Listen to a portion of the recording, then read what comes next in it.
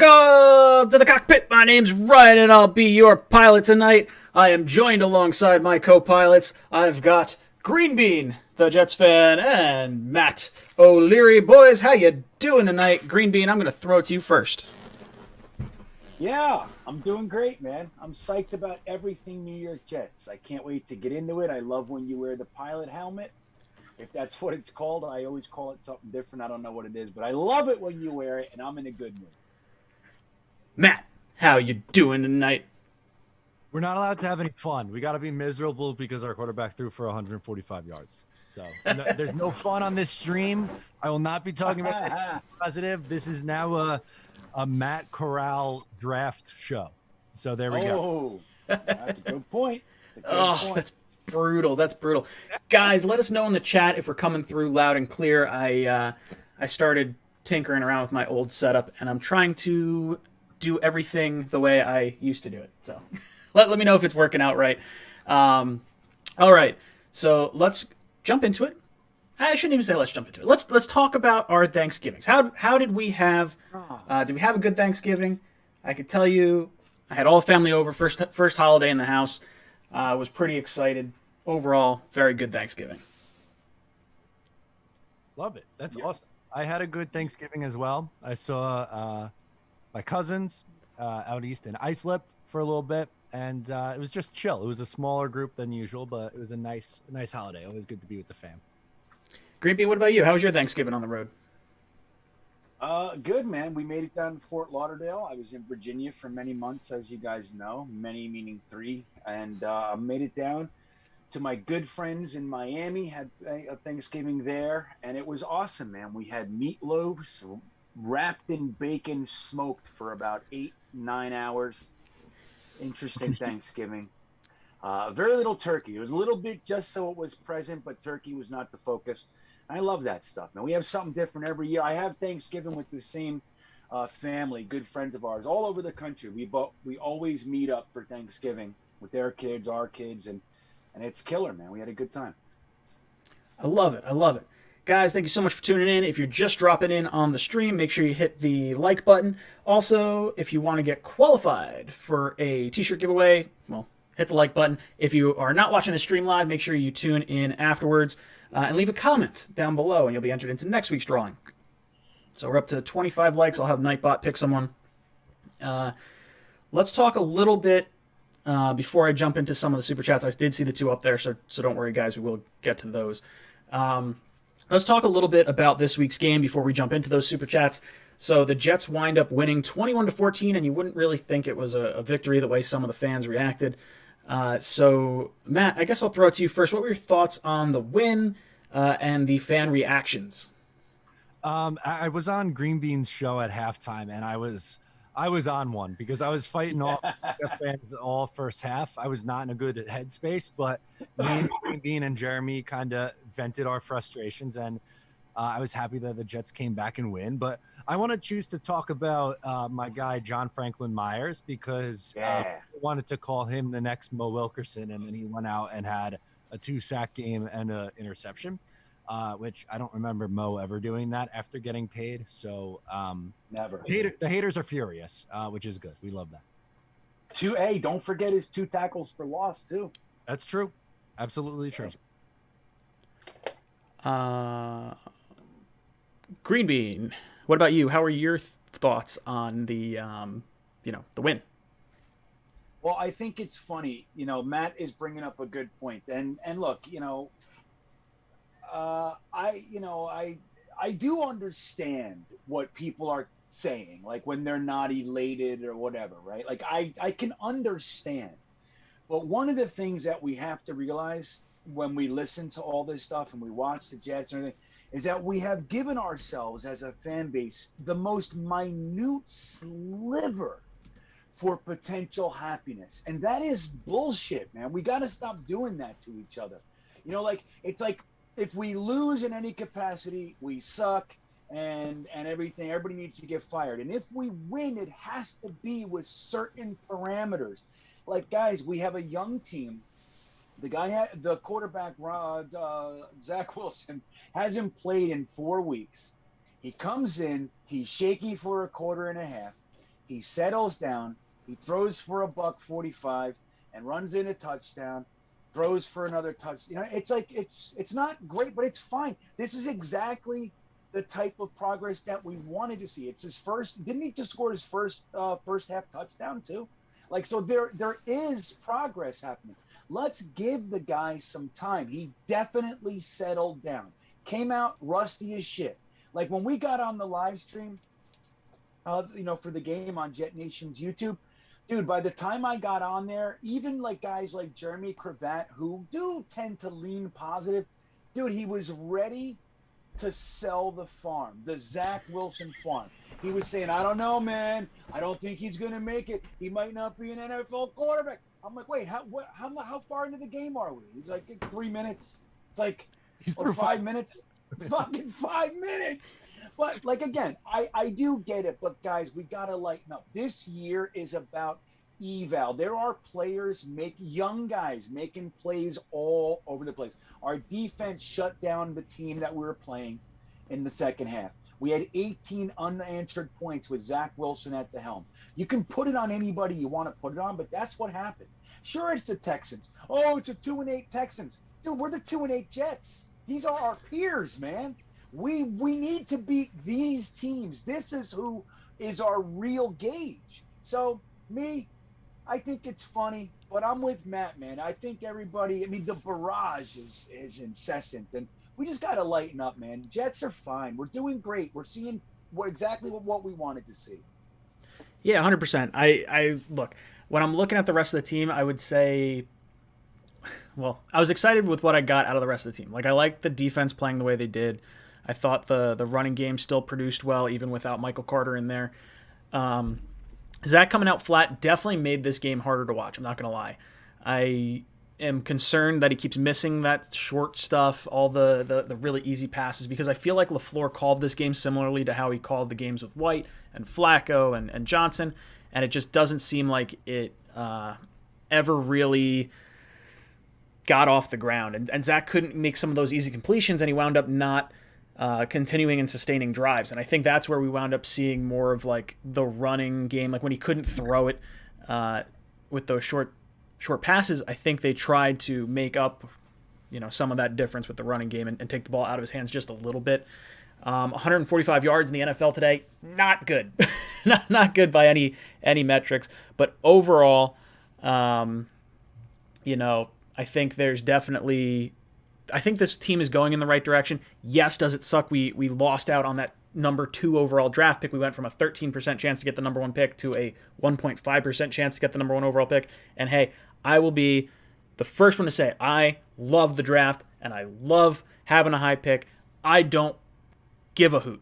I do not care. I want to win as many games with Zach and this coaching regime as possible. We have the quarterback. The only time I want to tank is if we're trying to get the quarterback, and I think we have it here.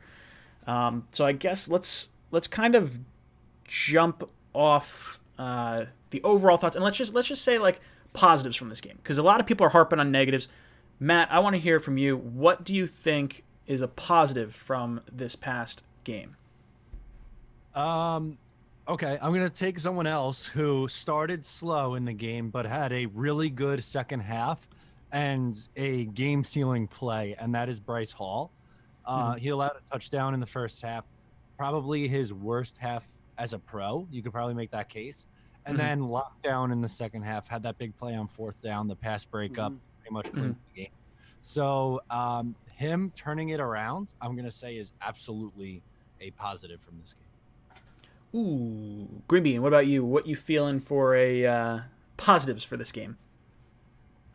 I think there's a lot of them, man. But I'm going to pick just because I think this is interesting. And I think Quincy friggin' Williams is really fastly becoming one of my favorite Jets. His motor is 100% at all times. And I just wish if everybody played with his energy, we would have a different experience as a football team.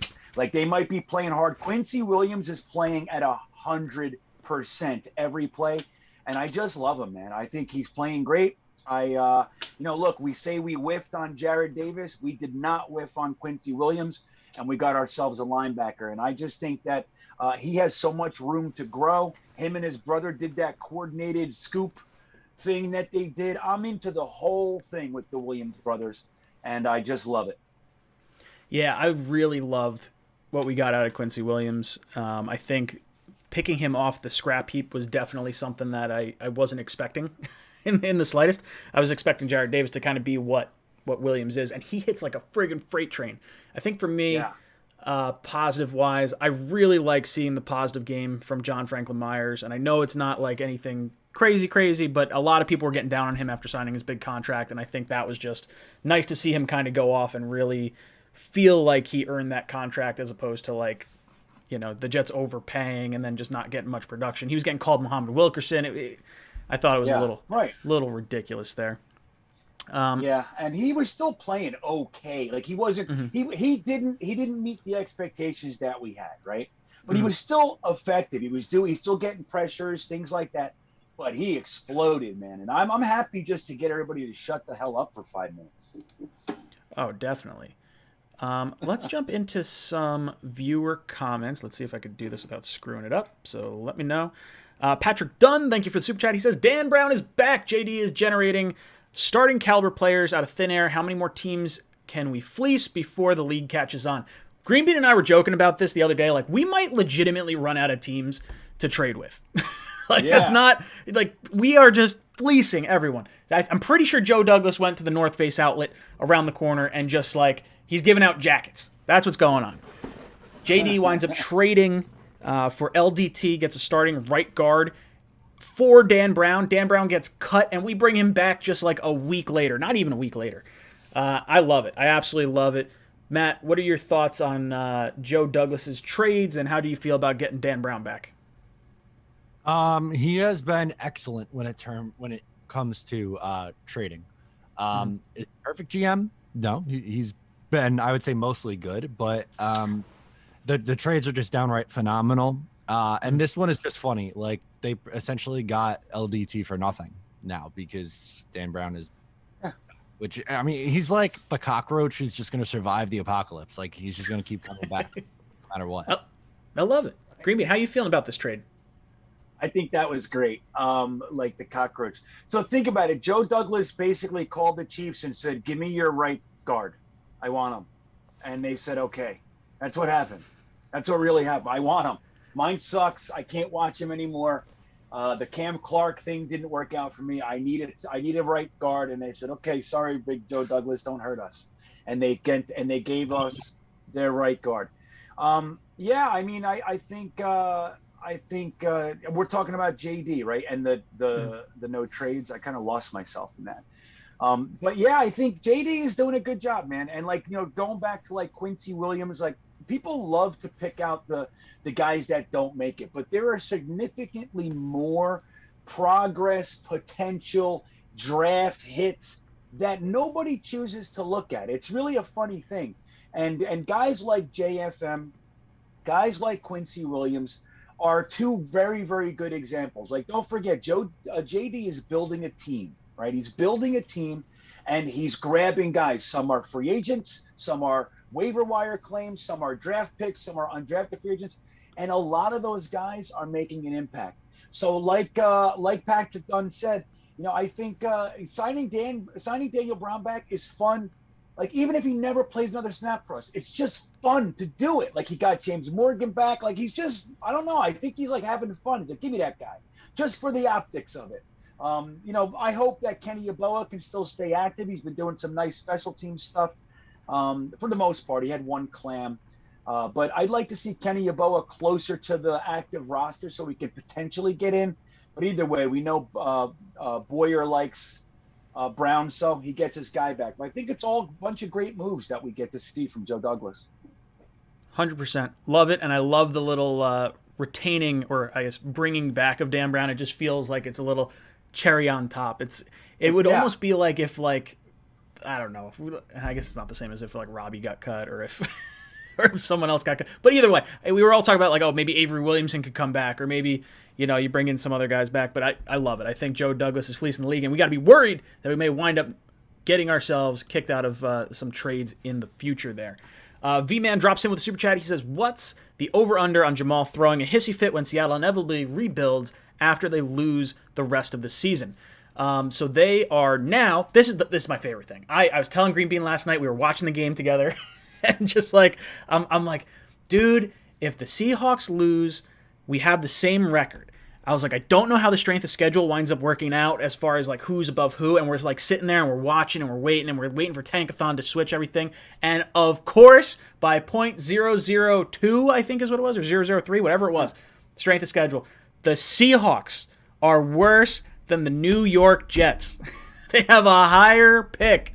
They are the second worst team in the NFC behind the Detroit Lions, and I love every bit of it. The only thing that would make me happier, and I've been so against this for so long, but I told Joe Blewett last night, if the Jets wind up with, say, like the second pick and the fifth pick or something along those lines, and you can trade down the Seattle pick maybe to go down to 5 or somewhere around there. Basically, I don't want to take the pick at 2, but I would love to add Aiden Hutchinson and then add Kyle Hamilton, the safety with the Seattle pick, after a trade down to net another first rounder for next year. Like, that is beyond my hope.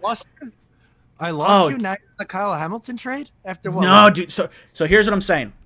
Jets get the second pick by way of Seattle. Oh, we get the second pick by way of Seattle. We trade down from 2 to 5, and then you get a first next year. And then you've already taken Aiden Hutchinson with your other pick, and then you just wait, and you say, oh, you know what, Jamal? We got another first. We got trade Jamal for 3 first-round picks, and we got a better safety for it. I'm all about the low blows on Jamal. I hate this guy. I'm like really bitter about it. Yeah. So where are you thinking Aiden Hutchinson if you're trading out at 2? 4? Well, it depends where our pick is, right? If our pick's around 10, then I'm not doing it. But like, I would think Aiden Hutchinson will be available to us in the top 3. I don't think the Jaguars take him. I don't think the Texans take him. I don't think the Lions take him. I think the Giants would be the first team that we'd have to have issues with, I think. Okay. I don't know how I feel about offensive line. Like, I like McGovern now. With the Jets sitting at these 2 picks, we're picking, what, 4th and 5th as of right now? Like, no.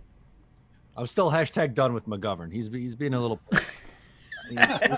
He won't come to the defense of his quarterback.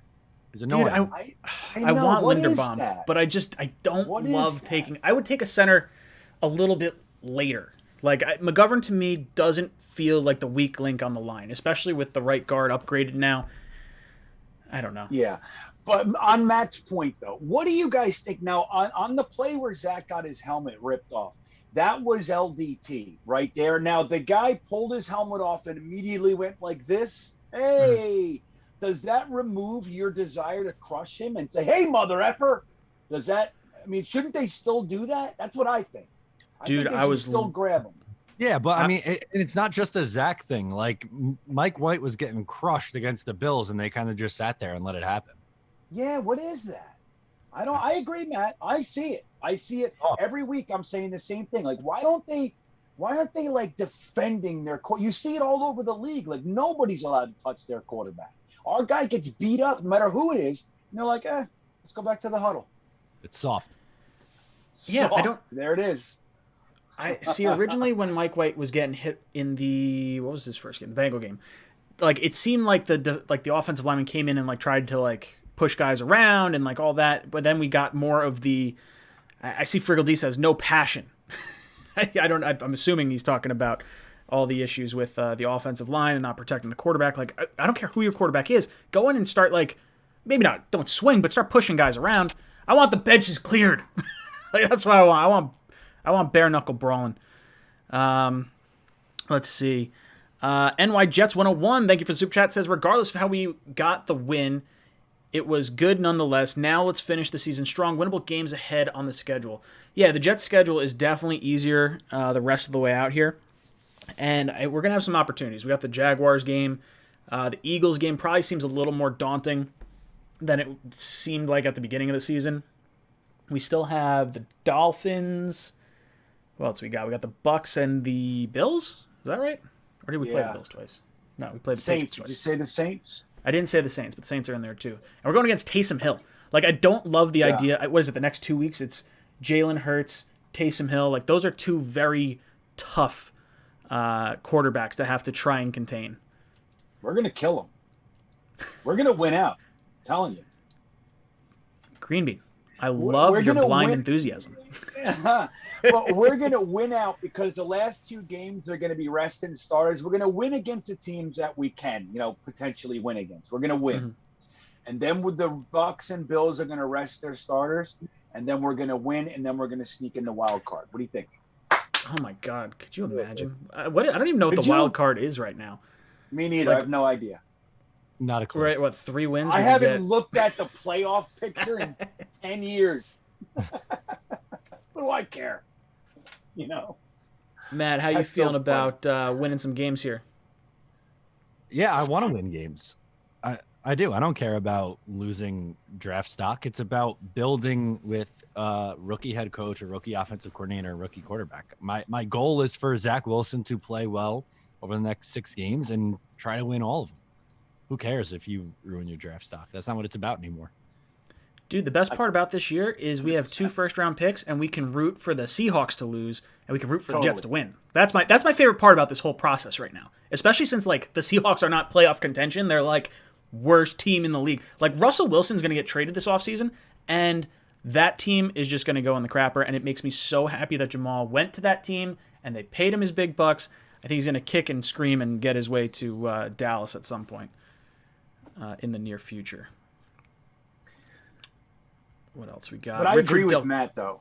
I agree with both of you. Yeah, well, I think you're making a good point, too. It does allow us to still have that, root for the tank thing that we're really so used to doing, but for Seattle. But Matt's so right. As much as I love the draft, you guys know that. I could talk draft all year. I love it. I love trade possibilities and all that shit. And I'm used to having picks up top, so it's it's juicier. But the truth is, man, is if we could win games and get the 16th overall pick, but Zach Wilson, Robert Saleh, Michael Flohr and company get to start putting it together and really building a foundation built on belief in themselves, that's much more valuable, man. So I'm all about winning this year, when last year I was absolutely not. I wanted to lose every game last year. This year is different, but now we get to still root for losses, but Seattle. So it's so good. What a fun time we're having this Christmas. Dude, Richard Delgado, a.k.a. Dick Delgado, drops in and says, Zach Wilson. Richard, he's got me all fired up. This is the 2nd or 3rd week in a row now where he's got me all jazzed up. He says, Zach Wilson is Baker Mayfield 2.0. At best, he's maybe Kirk Cousins. Oh, God, I hope not. It's too early to tell. No, it's not. He's Johnny Manziel, Ryan Leaf. Yeah. The Jets are Rick Meyer. Rick Meyer. That's a good one. Yeah. They have to draft a quarterback in 2022. If they don't, then we riot.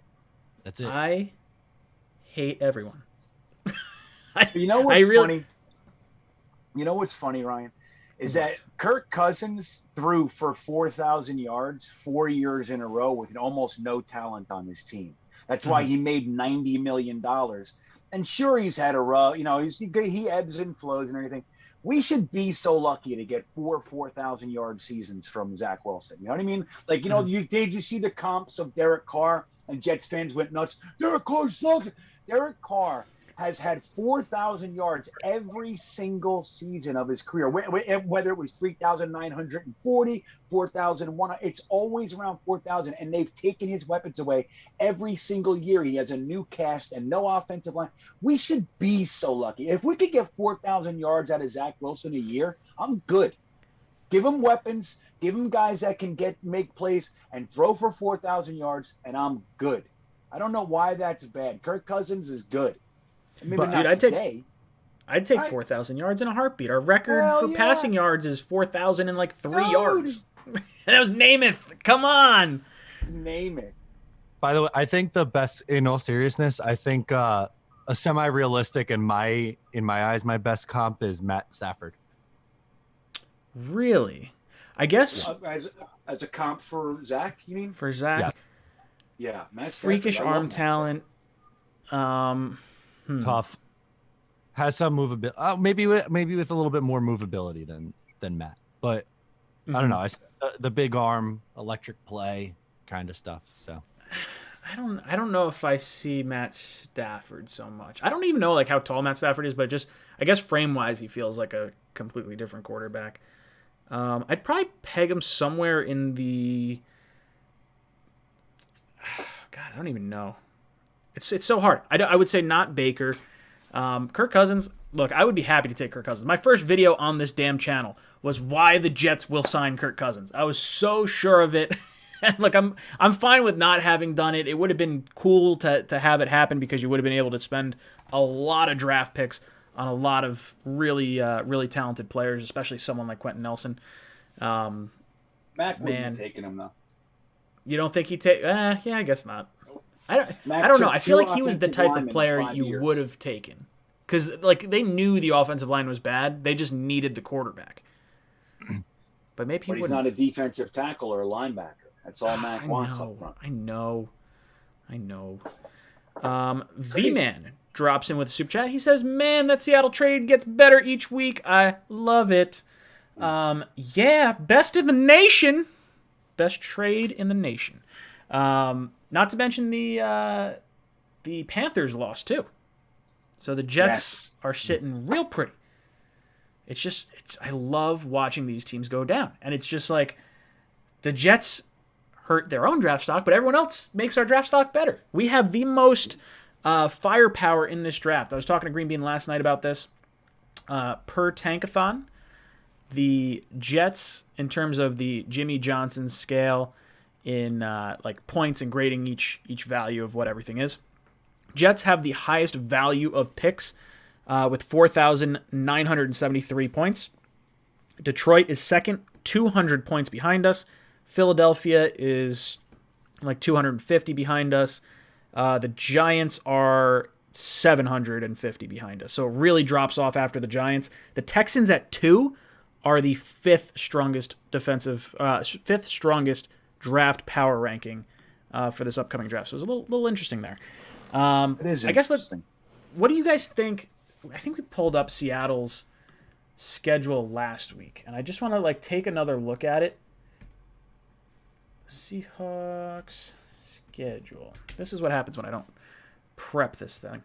So let's see how many wins we could see them getting to, because they're 3-8 right now, and they've got to play the San Francisco 49ers, the Houston Texans, Los Angeles Rams, the Bears, the Lions, the Cardinals. You know, I definitely thought they were going to beat Washington. I was surprised they did not. I think they're going to lose to the 49ers, division game. The Texans, maybe with Tyrod back, maybe they sneak one out. I don't know. I always thought the Texans were the worst team in the NFL. I think Detroit's better than them. The Rams, I don't see them winning that game. Bears, I think they could win. Detroit, they're probably going to win. And then Arizona, it's going to depend on if they're resting starters or fighting for that first seed at the end of the season. So, Green Bean, where do you see the Seahawks finishing record-wise? What are they, 3-9? Is that what they are? Oh, that's so funny. 3-8. Or is it 3-8 or 3-9? I think it's 3-9, right? Forgive me. I think it's 3-9. We're 3-8. No, yeah, they're 3-8. That's what it is. Yeah. Right. So their schedule it's like they, like you were just saying. I mean, they play a lot of teams that are beatable. But I got to say, I really thought they were going to beat Washington. I thought that this whole dream was going to begin to end last night, and it didn't. And they looked like Duke, dude. They looked incapable. Now, granted, Washington defense has a lot of potential. Excuse me. But I don't know. I think that at worst, I think they're going to win half of the remaining 6. So I would say 6 wins, which is still unbelievable for getting the Seattle Seahawks pick. But I don't think it's going to be a top 3 or 4 pick. I can't. I want it, but it's hard for me to swallow that. You know what I mean? Matt, how are you feeling? Where do you think the Seahawks wind up falling? Pick wise or record wise? Yeah, I agree with Green Bean here, especially after what you just rattled off there. I think they probably find their way to 6-11. And while that's likely not going to be the 4th overall pick, that is still significantly higher than we anticipated. I think when we made that trade, or when the Jets made that trade, we were kind of signing up for picks in the late 20s and completely fine with that. If it turns into Elijah Vera Tucker and let's say, I don't know, pick 11, I would still be very satisfied. Yeah. Remember how happy we were when it was 23 last year? Yeah. Yes, exactly. Yeah.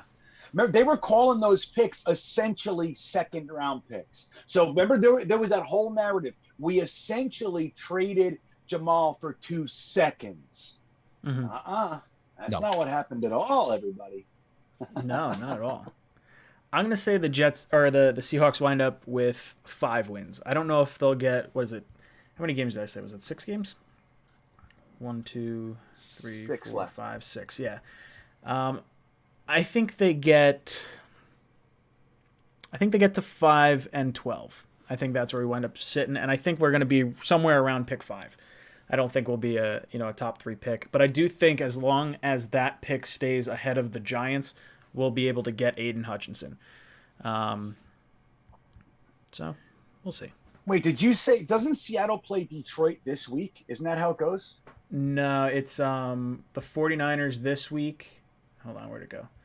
The 49ers this week, the Houston Texans week 14, the Rams week 15, the Bears week 16, Lions week 17, Cardinals week 18. The nice thing about Detroit week 17 is if they're continuing to lose, like they might be fighting to not get a no-win season again. So maybe they're fighting a little bit harder at the end of the year.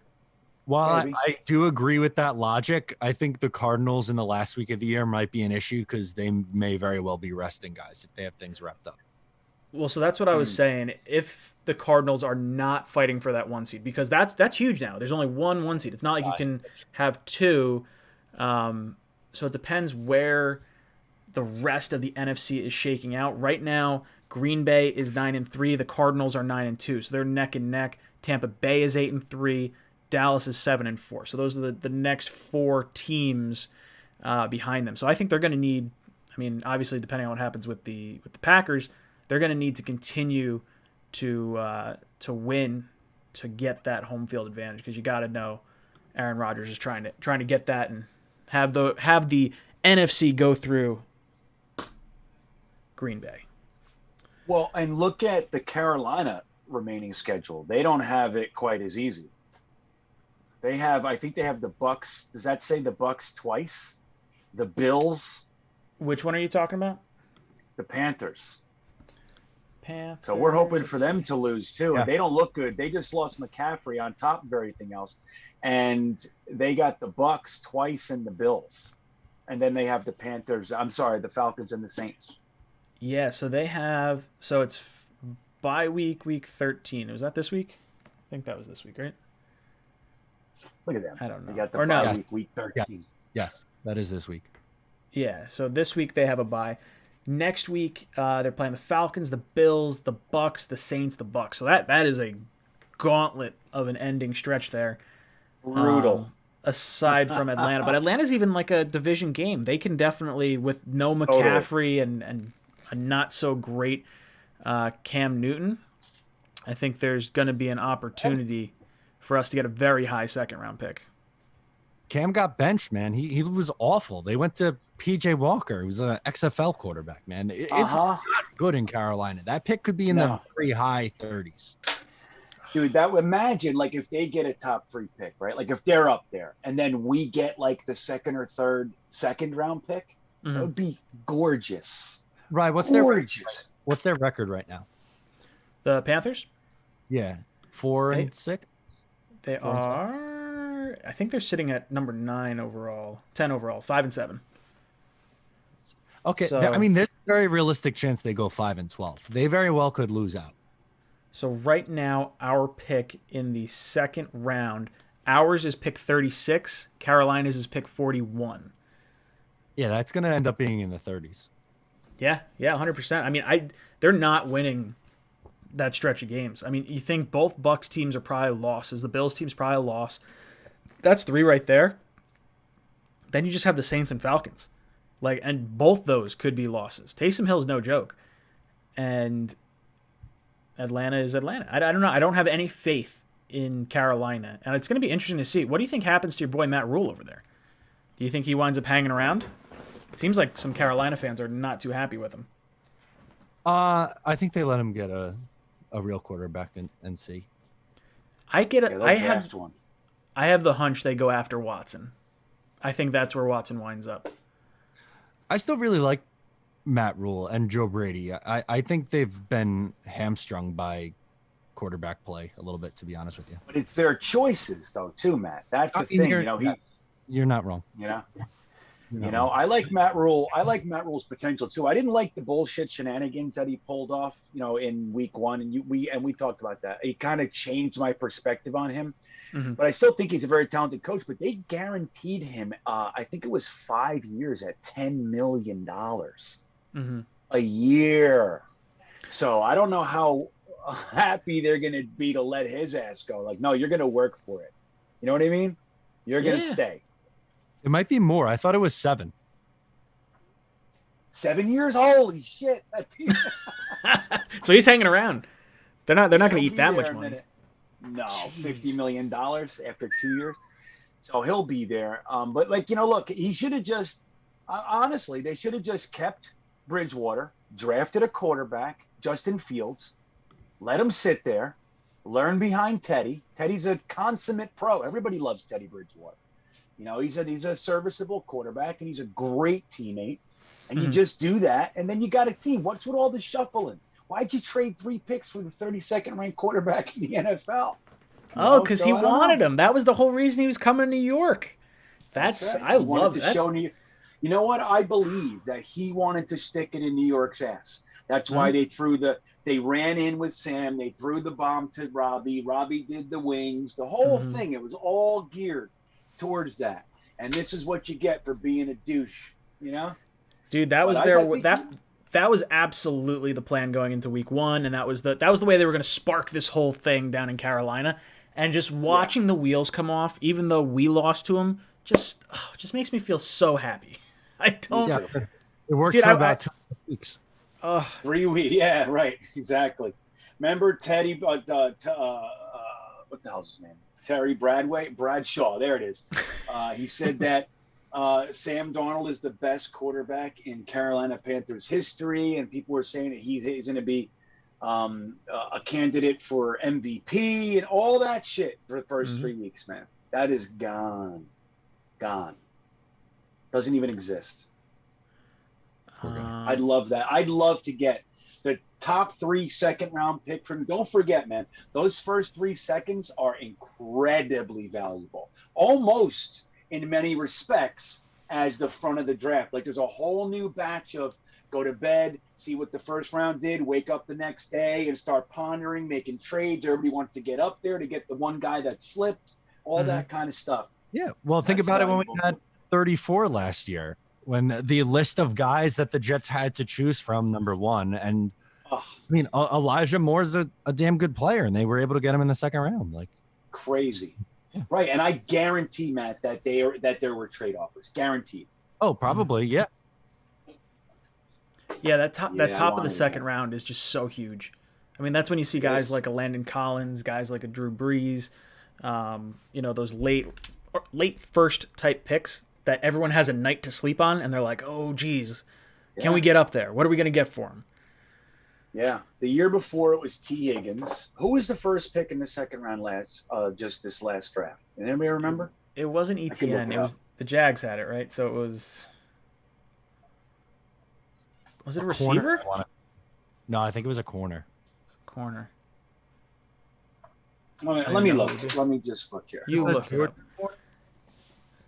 See, Dean says ETN. It wasn't ETN. ETN was picked 20. No, it was Tyson Campbell. That's who it was. Cornerback out of Georgia. Right. Yeah. You had it. And then it was Elijah Moore. We were the second pick in the second round. And then you had Javonte Williams, Javon Holland, Landon Dickerson. It was crazy. the players that were there. Rusty Spooner says the Panthers might go for Rodgers or Watson. I think Watson makes the most sense of the three quarterbacks just because the Texans would want to ship him out of conference, and I think Rodgers and Wilson, they'll be thinking the same thing. They'll want to get them out of conference. So I think Denver's going to get one of Wilson or Rodgers, with Rodgers probably having the inside track with Elway there. And I think Wilson, it wouldn't shock me. I don't know what the cap situation is, but I feel like the Steelers are an interesting spot for him. And to be honest, Watson? No, for Wilson. For Wilson. Yeah. I never even thought of Watson in Pittsburgh. I was scared. I would hate that. Yeah. They need to. They don't. They deserve a couple years on the dregs, don't they? Yes, they've been good for my entire life, pretty much. Yeah. Sick of the Steelers, man.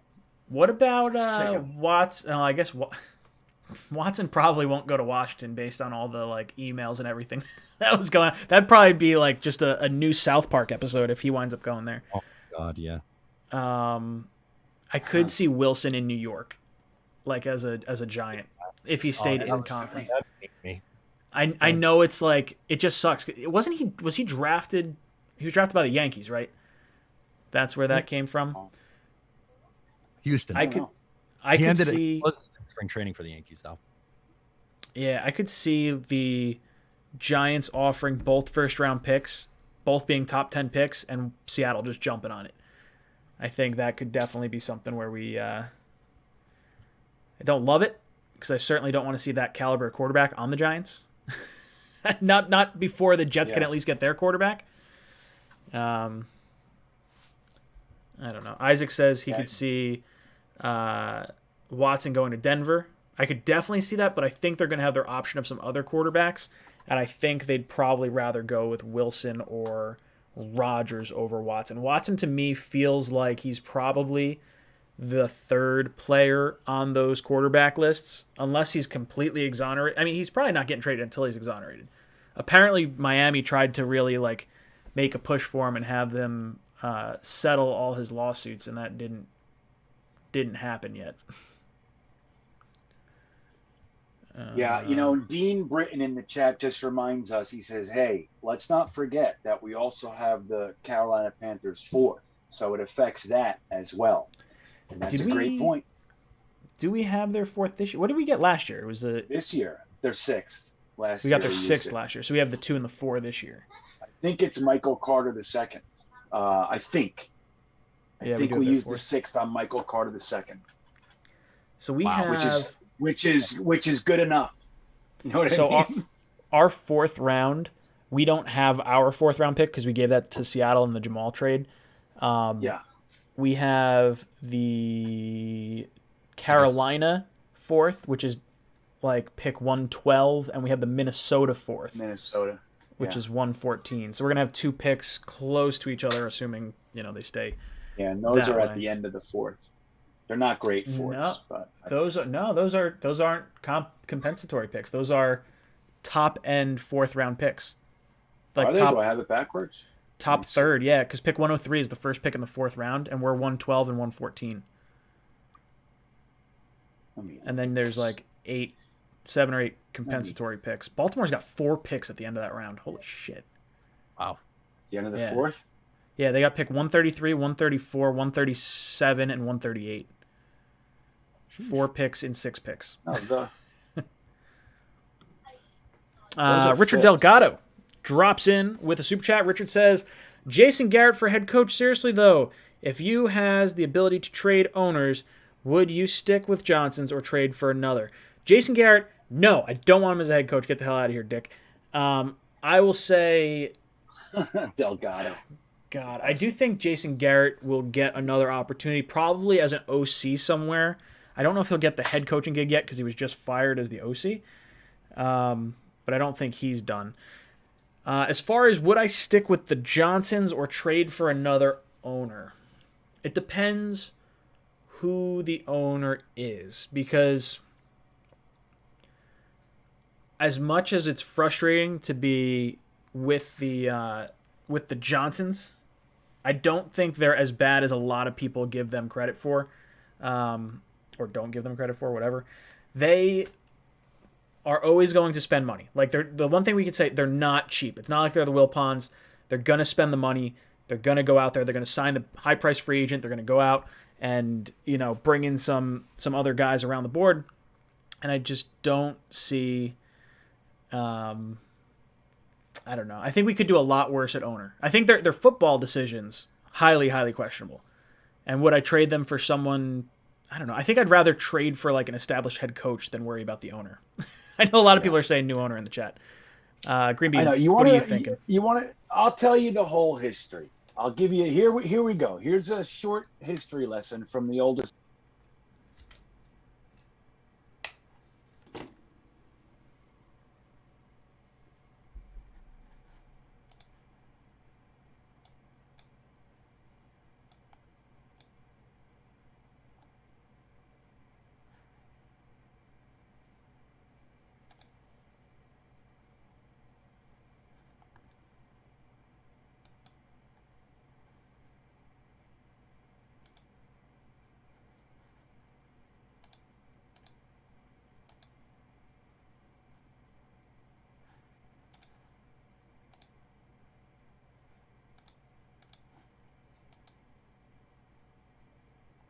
Hold on, I don't have any sound right now, and I'm just trying to figure out why.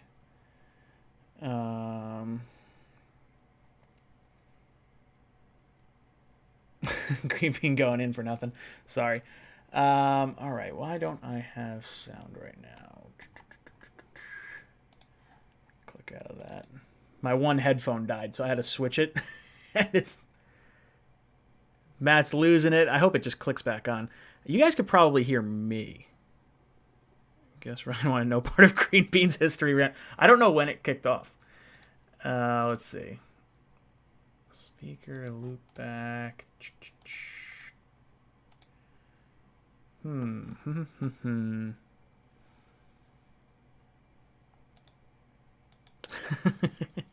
Sorry about that.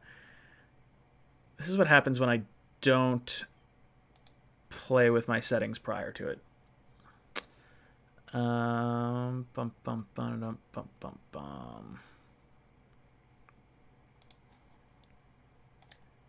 Mute and try this again. All right, try talking again, Green Bean.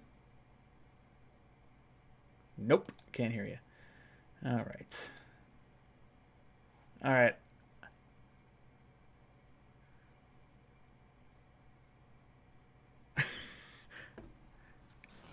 So I can hear you guys in my ear, but the audio that I'm trying to pull to the device that I'm using is not able to monitor what I'm monitoring anymore. So loop back and device audio is currently being used. So she would disable it. Cancel. I would love to know why this isn't working. So I do seamless system. The Talkless Jets again. panel. That's there. Funny. I think it's gone. What is it? Ah, we got audio. Yahtzee. We do? Really? Yeah, I think so. There we go. We back. Can you guys hear me? All right, Green Bean, back. if you could just start your rant completely over about the Johnsons. I don't know, man. I don't know if I have it in me. I saw you like moving, and I'm like, look, I was like, shit, I really wish I could hear this. I got to switch my headphones, and I see the chat just going like flying through. Like, you can't. I was like, oh no. I was hoping it was just your headphone. I'm like, ah. All right. What I was saying was the Johnsons catch a lot of heat, and I understand why. But the truth is they're just guys who don't know what they're doing, right? Like so, but they've actively put that out there and have hired consultants, whether it's Korn Ferry, the consulting firm, or Casserly and Ron Wolf, two former GMs that are supposed to be, really great at what they do. The guys that they brought in were terrible general managers. So they would give these guys as much money as they wanted. Think one example is CJ Mosley. We paid him $5 million more per year than the $12 million everybody was offering him. We made him the highest paid linebacker in NFL history. Why? Because the Johnsons listen to their GM and go, yeah, sure, you need $17 million a year, fine. So the Johnsons are always willing to pony up. The problem is that the guys they've hired with outside guidance have really not been worth giving that money to. So I think, and that's why they were like in the mix. They're constantly firing this guy, firing that guy. So they were involved in everything for the last 10 years. Since we hired 𝐒𝐻𝐿, the Johnsons had that stupid hierarchy where the coach and general manager were at the same place, right? So now that they have a real GM, that's why they pulled back. Like Joe Douglas earned the position. Like he didn't have that year one. People forget that. Adam Gase was Joe Douglas's peer year one. They had equal decision-making power. And then they both reported up to Chris Johnson at the time. This is the first year that Joe Douglas has the keys. And that's why we're starting to see smart decisions. So I think the Johnsons get a bad rap. I get it, what people are saying. But I think now that we have a GM, we're going to see that it's not really them. It's the men that we've had in charge of this stupid organization for the past however long. Matt, how are you feeling about our owners? I saw you ranting and yelling. Were you actually like yelling, or were you just going like mouthing it? No, he was playing with it. He was playing. He was like, yeah, look, like we're silent. You know what I mean? Oh, but he just looks so loud. I'm watching it. Yeah, it was like a big old silent film. I'm going to take a different route from Green Bean because I think I agree that they are willing to spend money, but the issue is meddling owners. They always cause issues. Tim Tebow, Brett Favre, those are two examples of them trying to get involved and forcing things that maybe would be better for selling tickets than I think the product on the field. I don't know. I just don't think they are good football people. And if they finally stepped away and said, okay, we're doing the reporting structure as Douglas reports to the owner and the coach reports to Douglas, then maybe it can turn around. But there's been so much toxicity in the past that I don't know. I don't think they are very good owners. All right. Interesting. Joseph Signor, thank you for the super chat. He says, with 2 top 10 picks, first and second, what 4 guys do you want? So he's talking about our first round picks and our second round picks. Guy-wise, I'm not sure 100% yet. Hutchinson, I went back and watched every play from his Ohio State game this past weekend, and it was incredible because that guy had 3 sacks. 2 of them were incredible. One was probably more of a coverage sack, and then he could have had a 4th and was held really badly, like completely twisted around, and he was just about to tee off on the quarterback. So I think he's first and foremost if you can't get Thibodeau. And even, honestly, I wouldn't be upset if you went one way or the other with him. I think when I'm watching, one of the descriptions I heard of those two against each other is like the high ceiling, possibly low floor Thibodeau versus the high floor and maybe not quite as high of a ceiling as Thibodeau with Hutchinson there. I like it. I like drafting seniors. I think there's a leadership aspect to it. He's probably my first pick in the first round.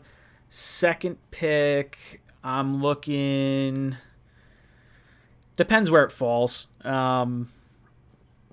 Edge rusher, man, I could get on board with safety. It's weird. I don't love it, but I could get on board with it. I still love Linderbaum. I think it depends how McGovern finishes the rest of the way out for me, as if I want to spend that kind of money on linemen or that kind of capital. If you get 2 blue chippers for your defense, especially because you're going to lose Mosley after next year too. And then I'm probably looking cornerback and tight end. I don't know who, but that's what I would be going for. Green Bean, what about you? Your 2 first-round picks, your 2 second-round picks. Here's how it's going to go. The Detroit Lions and the Houston Texans will pick 1 and 2. They are both going to take quarterbacks. Detroit's going to take Matt Corral. The Texans are going to take Malik Willis from the juggernaut of Liberty.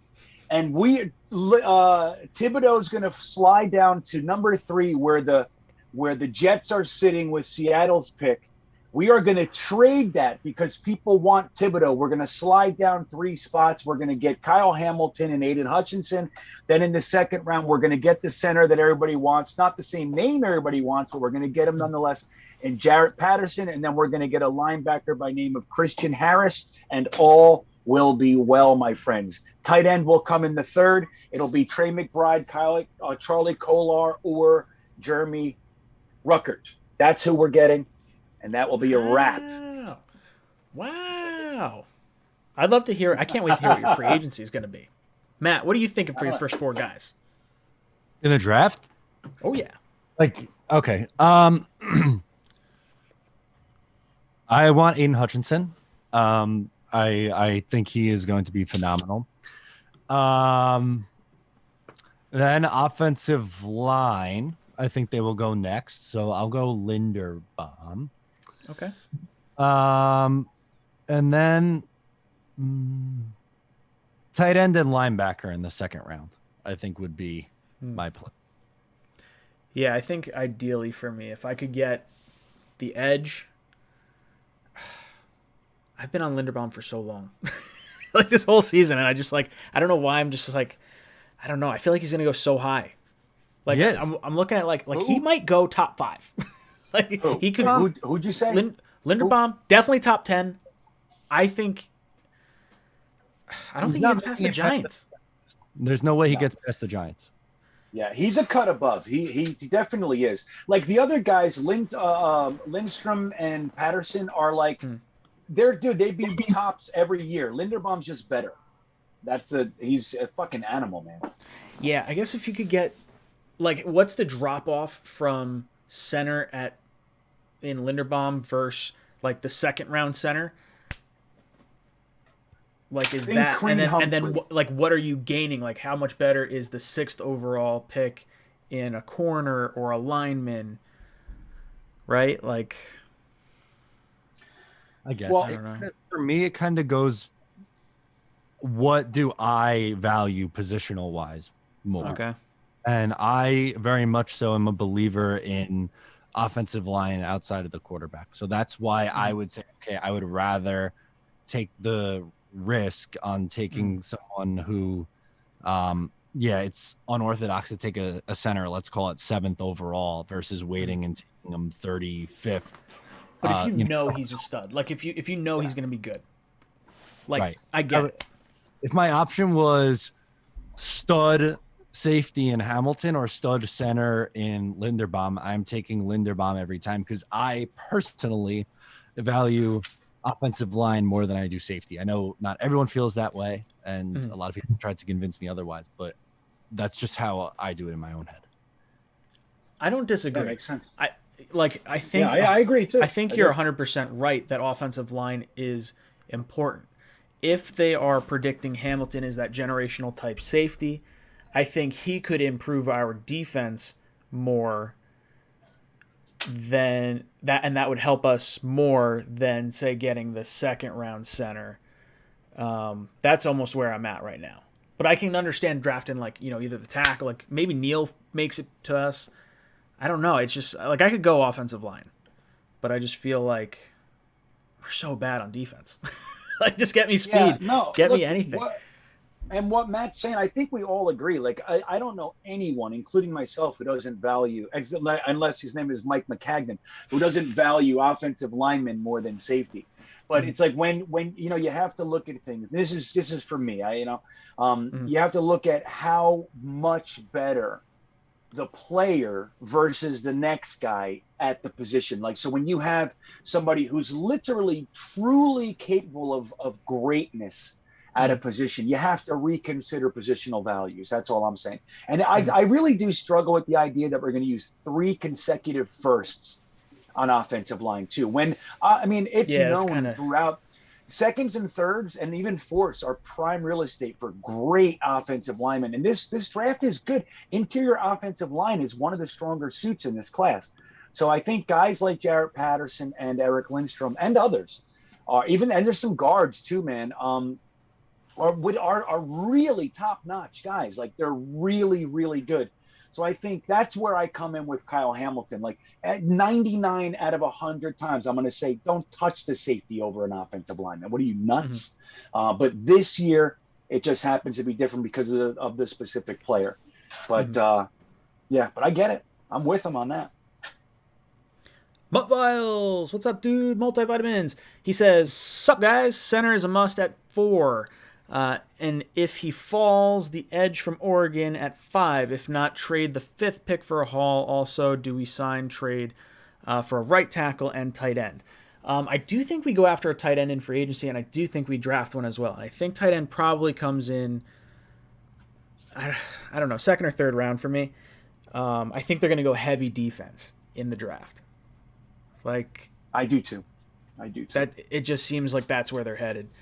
They'll get a linebacker early. I don't think Thibodeau makes it past. I mean, maybe the situation that Green Bean says 3. That's probably the farthest I could see him falling if 2 quarterbacks went 1-2. But I don't know if they're going to like set themselves apart like that. Remember last year, right now, we were on this stream and we were talking about 3 guys, and it was really 2 guys. It was T-Law and Justin Fields, and Trey Lance was like the 3rd by many. Yep. And Zach Wilson was considered, I mean, at best, a late first, at best.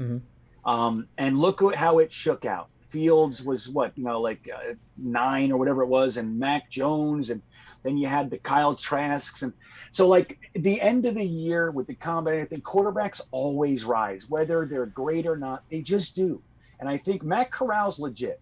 Matt Corral's I don't know about a quarterback from Liberty really being a top 5 pick, but they're talking. Okay. But, I think they're always going to rise. What do you think, Matt? Right tackle and tight end?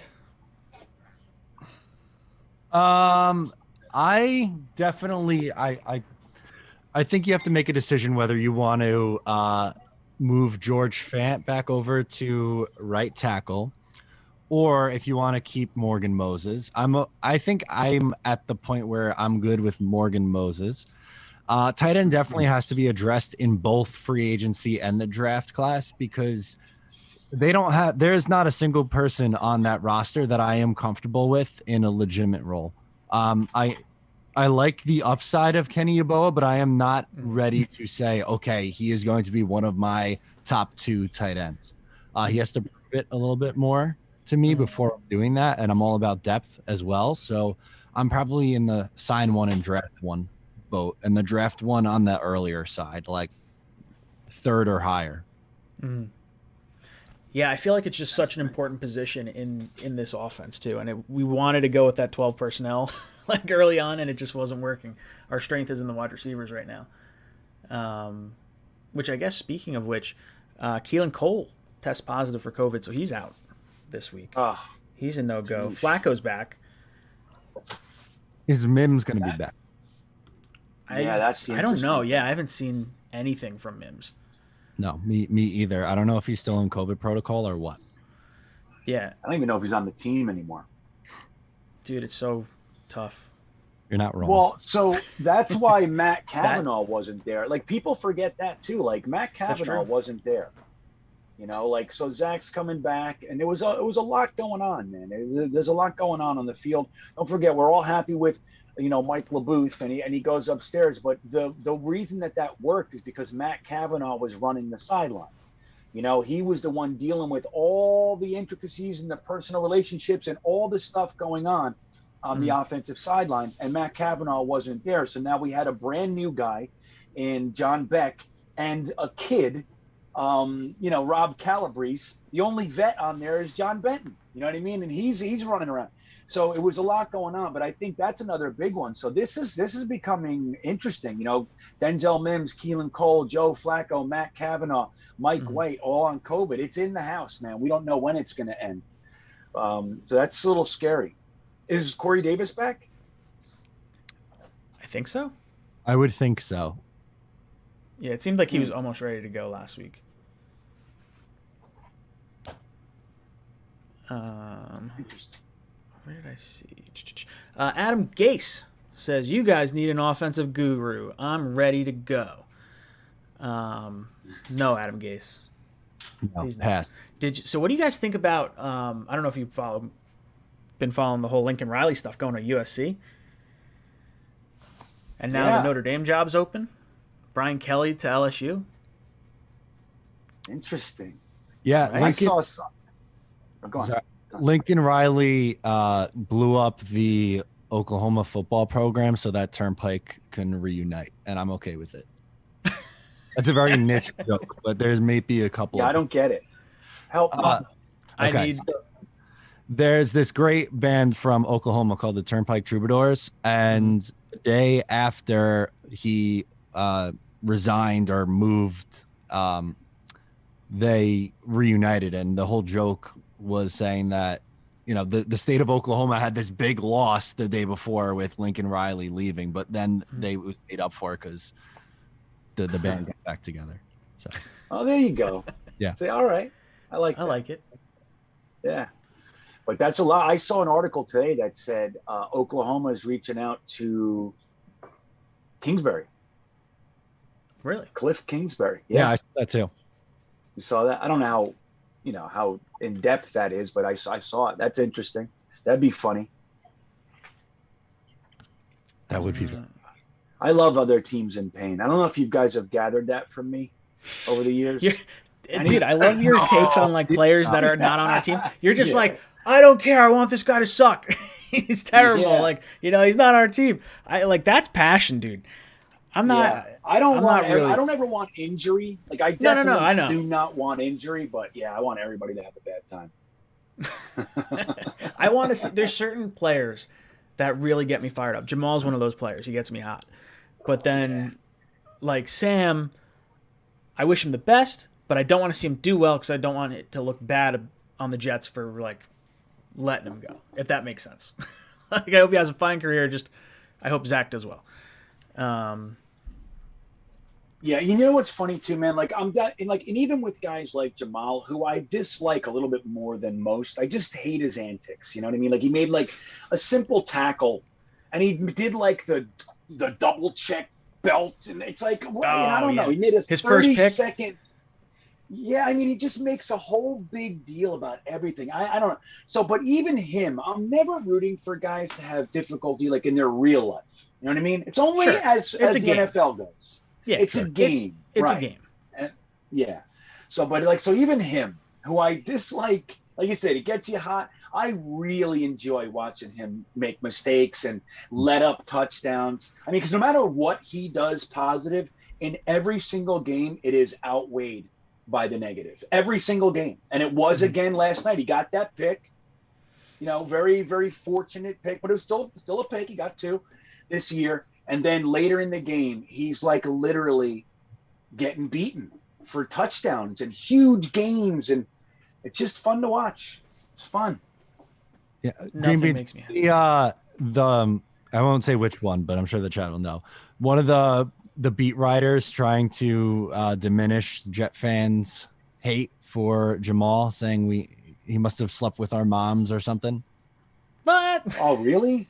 Mm-hmm. Who said? Yeah. Yeah, no, I know who it is. Guy. Yeah. Yeah. No, it's like it's not about that. It's not about. You don't have to sleep with you don't have to sleep with my mom for me not to like you. Yeah. I'm over the beat, man. Oh yeah, the beat's terrible. We're the best. 286 people. They're like, come on. On the podcast this week, because I got a little heated on the beat. I was like, you don't even have to like me. I don't know why you'd be watching this video if you didn't want to consume my content. But there are so many other avenues to get your Jets content. I don't know why anyone goes to any of the beat writers for anything. Yeah, they're terrible. Terrible. There's. I mean, think about this. If we had the access to information like our beat has, the product that we would produce for these people watching and the supporters and viewers, it would be through the roof. Oh, it'd be super fun. I just wouldn't want to have to be like censored. Like I don't want them to be like, hey, you can't say what you think about whatever. And then and I'm sure there's some of that. Are you Matt? There's definitely Matt, like with your, are you kind of, and you don't, if it's touchy, whatever, but like you write for a legitimate firm. Is there that, like they say, hey, you got to stay in this box? Can you say that? No, not for me, but it's different. It's not like I'm a beat writer covering a team. Like I'm just, I don't know. I talk about it, it changes. My topics change each week. And it's different. It's like, I don't know. So I went to journalism school. So like, I get where they're coming from, and you have to kind of do right by, the organization you work for. I just think that they take it too far in a way. Yeah. It's interesting, man. I've been disenchanted. That's like half the reason that I did this. You know what I mean? Why I came out here. I'm like, and I'll tell you, I was talking to Ryan last night. I said, literally the first person I found as far as YouTube goes was you, Matt. I mean, you were the first. I think you had 800 subs, and you were talking about other stuff too. It was a couple years back. Oh yeah. It was like more Jets, I think, but it wasn't all. There was Jets. definitely hockey, 100%. Yeah, I made the flip probably around that time, but for like a year I was doing like all New York sports. Yeah, I think you had 800 subs. I remember thinking 800. Wow, 800 people follow this guy. Yeah, I was crazy. Dude, yeah, I'm with you. Yeah, that's why I did it. I'm like, these guys are terrible. I like Matt O'Leary, and I found the Jets Talk guys, but they're tough for me sometimes. They're a little grumpy. You know what I mean? Little grumpy. See, I think Matt, I don't know when I reached out to you, but that was probably around then too. Yeah, I think so. I definitely didn't hit 1,000 subscribers yet. No, I think you were at around 800. And then Green Bean, you and I talked like probably December? I don't know. I think I knew Matt first. Yeah. Sort of. Possibly. I knew you online without knowing you. That's right. I was gonna say I knew you, but I didn't know you were you. You know what I mean? That was weird. Weird. Yeah. I'm like, you're him? You're that guy? That's you? Yeah. You're that fucking guy? What are they talking about in the chat? I haven't been paying attention. We stopped the run Sunday. We'll win, says Jets forever. Yeah, I agree with that. Yeah. What do you think about the freaking game coming up? You just got to contain friggin' Hurts. Anybody? Yeah. What's the Eagles situation? Like, are they battling injuries or anything? Anybody? I think they're up by. I think the spread is 7 points. I think that's what it opened at. I'm pretty sure that's what I heard, or 7.5 maybe. Yeah, it's down to 6.5 now, which I still think is too high. I think it's going to be a close game. I don't know if I'm at the point where I'm like, oh, this is a game where I definitely think the Jets are going to win. But I definitely, it should be a competitive game, and if it's not, then that's a real issue. Yeah, I agree. So this game's at home. We've never beaten the Eagles, and even though the Eagles lost this week, they've kind of been surging. You know what I mean? Like they've played some good football as of late, and they're concerning to me. Like, I really do want to. I want to win games. I want to see Zach settle down. I want to see him utilize Elijah more. I want to see the young guys play. I wish Michael Carter was in there, but that is what it is. But I really want to see Zach kind of start to settle and start to just put things together. 250 and 2 touchdowns. That's all I'm asking. You know what I mean? It's all I want. And the Eagles are going to be tough, man. They really are. I'd hate to get blown out by them. That's just it. I hope we keep it close because I do think the Jets are not. If they play like they played last week, they're not beating the Eagles. They're definitely playing up right now. Hurts is playing way better than I thought he was going to play, and they have 3 top 15 picks. Like they're set up to be really good. They are, man. They made some moving, some shaking and baking. But Jalen Hurts, right? I think he's a pleasant surprise. What a pleasant being, whatever it means. But I think he's playing better than he was earlier in the season, and he could be dangerous, man. It's like, and we're beat up all over the place. We got Jamal effing Guidry playing on the outside. That kills me. I hate it. There's a nickel, I'm fine. You know what I mean? Okay, that's fine. I don't like him out there, man. It makes me nervous. Definitely does. right? Am I alone? I mean, it's just the funniest thing. It's like every time Javelin Guidry makes a play, I get a series of tweets and DMs and everything. Hey, Javelin Guidry. I'm like, where were you guys when he got burned for the touchdown? Like, where? I don't get any of that. Nobody ever mentions any of that shit. And look, I'm rooting for Javelin Guidry. I really am, dude. He's on the team. I say I'm concerned. I don't hate the guy. He concerns me. But if he plays well, I'm so happy about it. An undrafted free agent playing well, but putting him on the outside, I'd rather see Pinnock take his lumps out there, because he's more likely to actually make it out there, in my opinion. And just keep Guidry in the nickel if Michael Carter's out. I don't know. That's just how I see it. He makes me nervous. Whatever happened to Lamar Jackson? Is he still on the practice squad? I think he is. He is. I was hoping that he would come in. Like, we're decimated at safety. Yeah. And like they had him listed as a third string safety all training camp. So I thought, like, okay, well, they're tinkering with that. And I do think that his strong suit is actually more suited for safety. He's really good with the play in front of him. So I don't know. I was hoping that we would see a little bit of that, giving him a chance, but they haven't even activated him. So he's clearly not ready. But then again, I don't really look, as much as I'm rooting for and have hope for this coaching staff, they haven't given me the idea. I don't feel confident in their personnel decisions yet. Like they have a lot of things that they're doing that I go, I don't really like that. So the fact that Lamar Jackson hasn't gotten a chance at safety just makes me, I don't think it's because he sucks. I just think because this coaching staff is still trying to figure it out. Yeah, it's possible.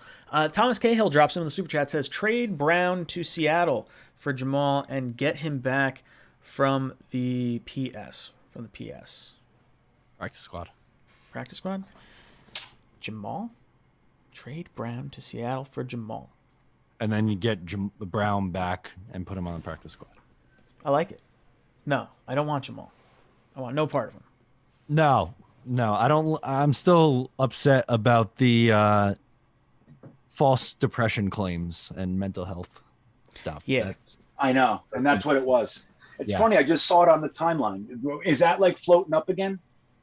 Well, with that was one of the rebuttals to that beat writer was saying, well, part of the reason is the guy faked mental health issues to get out of here. Like, I don't know, it was just a scummy move.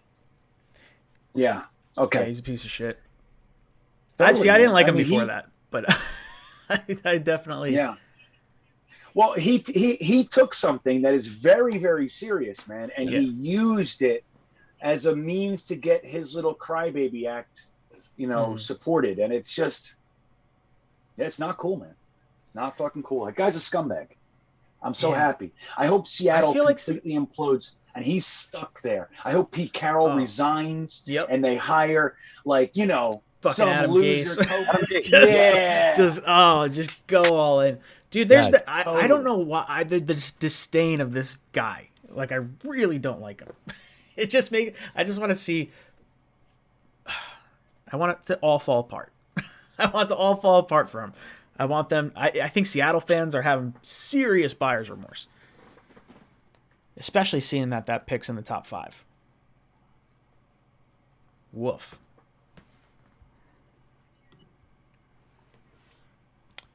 Yeah, well, I look now. The guys in the chat were saying Pinnock showed nothing. Yes, of course, he's literally played a handful of snaps all year. Of course. But my whole point is, I think that and don't forget, guys, I didn't like the Pinnock pick. I never found my way to like it. It's one of the picks I just don't like. You know what I mean? I'm still rooting for him, right? But I didn't like that pick. And even after kind of digging in and everything, like, I just still don't love the pick. But I would rather see Pinnock take his lumps on the outside than put Guidry there as a stopgap, because I do not think Javelin Guidry is going to be a good outside corner for us for any length of time. I just don't think that's real. What's going on with Dunn? Where's he at? He hasn't looked good when he was on the field. Yeah. Well, no, I know that early on, right? I don't know. Has he played? He had that one game that was like a pass defense or something, and he was like our highest rated PFF guy for the day. What game was that he came in? Was it the Colts game? He got the tipped pass, and we got. I think it was the Colts game. Got the interception. Was it the Colts game? I want to say it was the Colts game. But then everybody got all high on him. Hey, Dunn, he should have been starting the whole year, and he came in and looked like complete garbage. He's not ready. You know what I mean? No. That's how we roll as Jets fans. A guy we comes thought he in, was makes looking one good play, he's the best guy ever. We thought he was looking good in training camp. That was the big thing. And then he looked bad in the regular season. But I would have liked to see, like, maybe they can capture some of what looked good in the preseason. Who knows? What are we doing with kicker, dude? Any wind of change? What is this? Man. Dude, he's not good outside of 40. It's just it's too much of a coin flip for him. I would very much like to go with the guy we just brought in. I don't even know his name. I haven't committed it to memory. What is it? I don't understand. Say it doesn't even matter what his name is.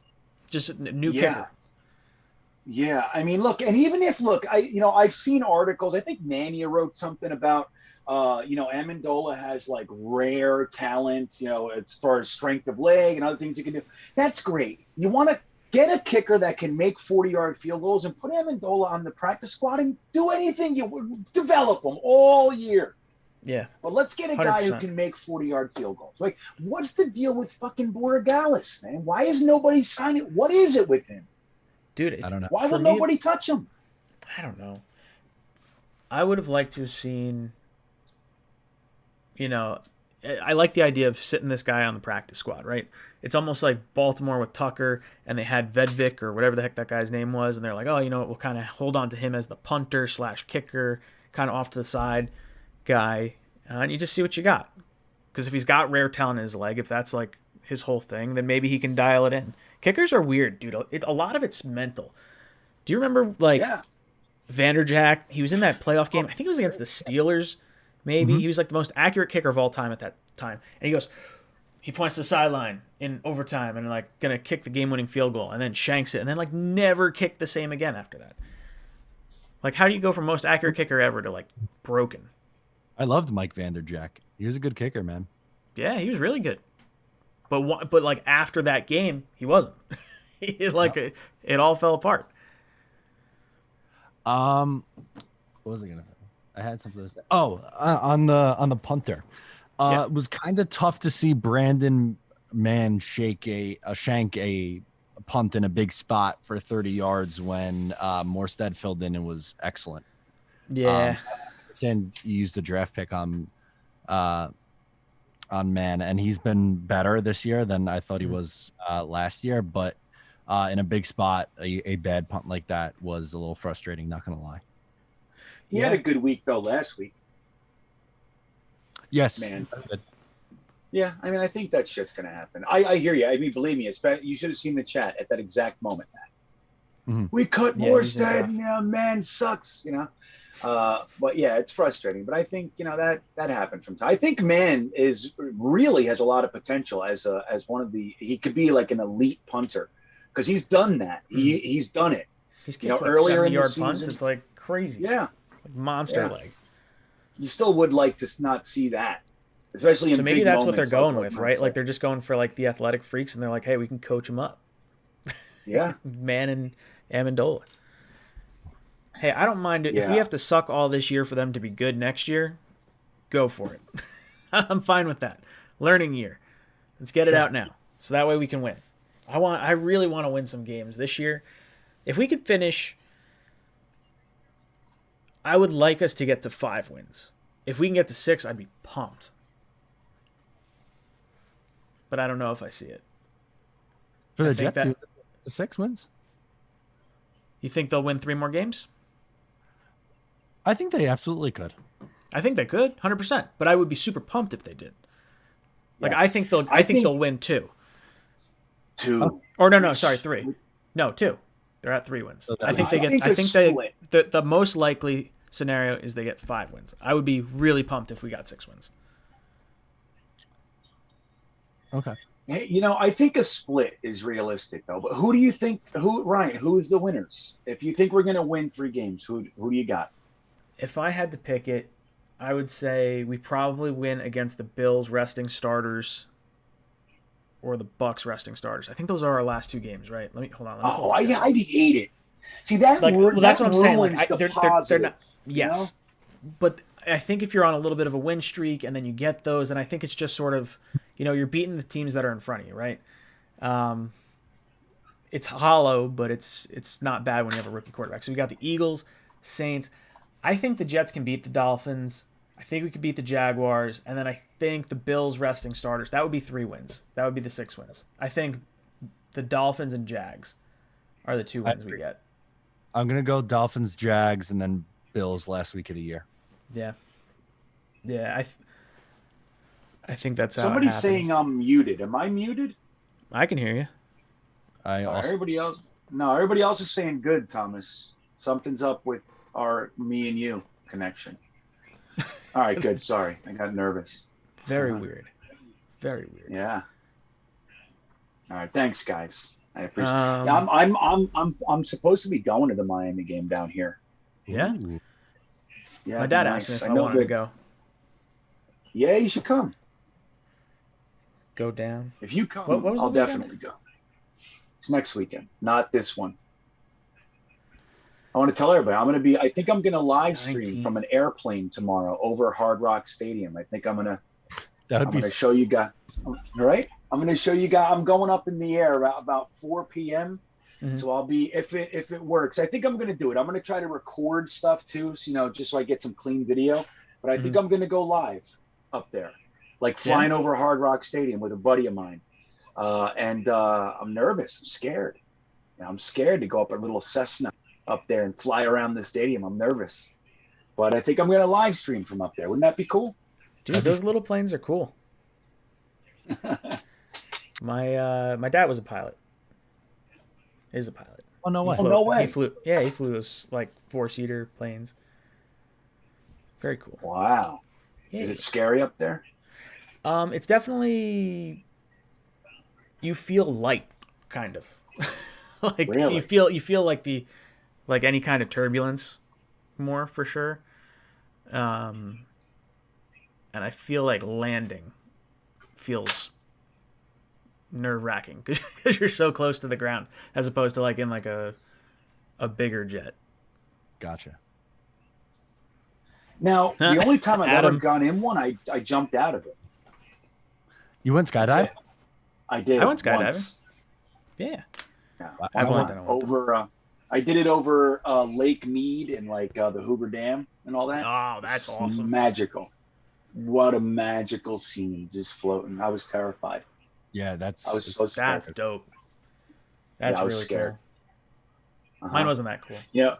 I had the guy, on my back, tandem, you know what I mean? Because so he could control everything. And when we went out, he said, don't touch anything when we walk out because you're going to fuck up my rhythm. I need to control. And it was just instinctual. Like we went out, I grabbed the side to put my foot, put my foot up, he just kicked over everything. yeah, Green Very Bean animated. boarded like 2 feet after they jumped. Like, he's holding on like a cat trying not to go in water. Like it's just like, let me see. I broke my mic, my light here. oh my god, dude, that's really funny. But yeah, so anyway, I like held on. Hey, Meryl, come here. And he like actually took my arm. He like hit me and like hurt my arms. Put your arms on your chest. I was like, ooh. And then we jumped out of a damn plane. I was like, oh my god, like, where am I? That's frightening. It's pretty scary, man. Becca and I did it one time for Becca's birthday, and it was just like a local airport to us. And the guy goes, "Oh, when we're going down," he's like, "Are you cool with doing like tricks and stuff?" I was like, I don't know what that means, but sure." Like, yeah, I'll do something. And they're like, he's like, put one hand down, one hand up, and one like your opposite leg up, and you like corkscrew, like going down. I was like, oh, geez, just spinning around. I thought I was gonna throw up. Yeah, no, I would have said thank you, but no thank you. I mean, it was cool. We got to do the GoPro video of it, so like I actually have the footage. But it was, you spin around. I zip lined down Hunter Mountain. That was about the most extreme thing. Hunter's great though. That's pretty cool. I've only been on like a short zip line. They have one over at Mountain Creek that I was on. Okay. But that was not very big. Becca went on Never one in, zip like, line. I think it was Costa Rica that was like really long.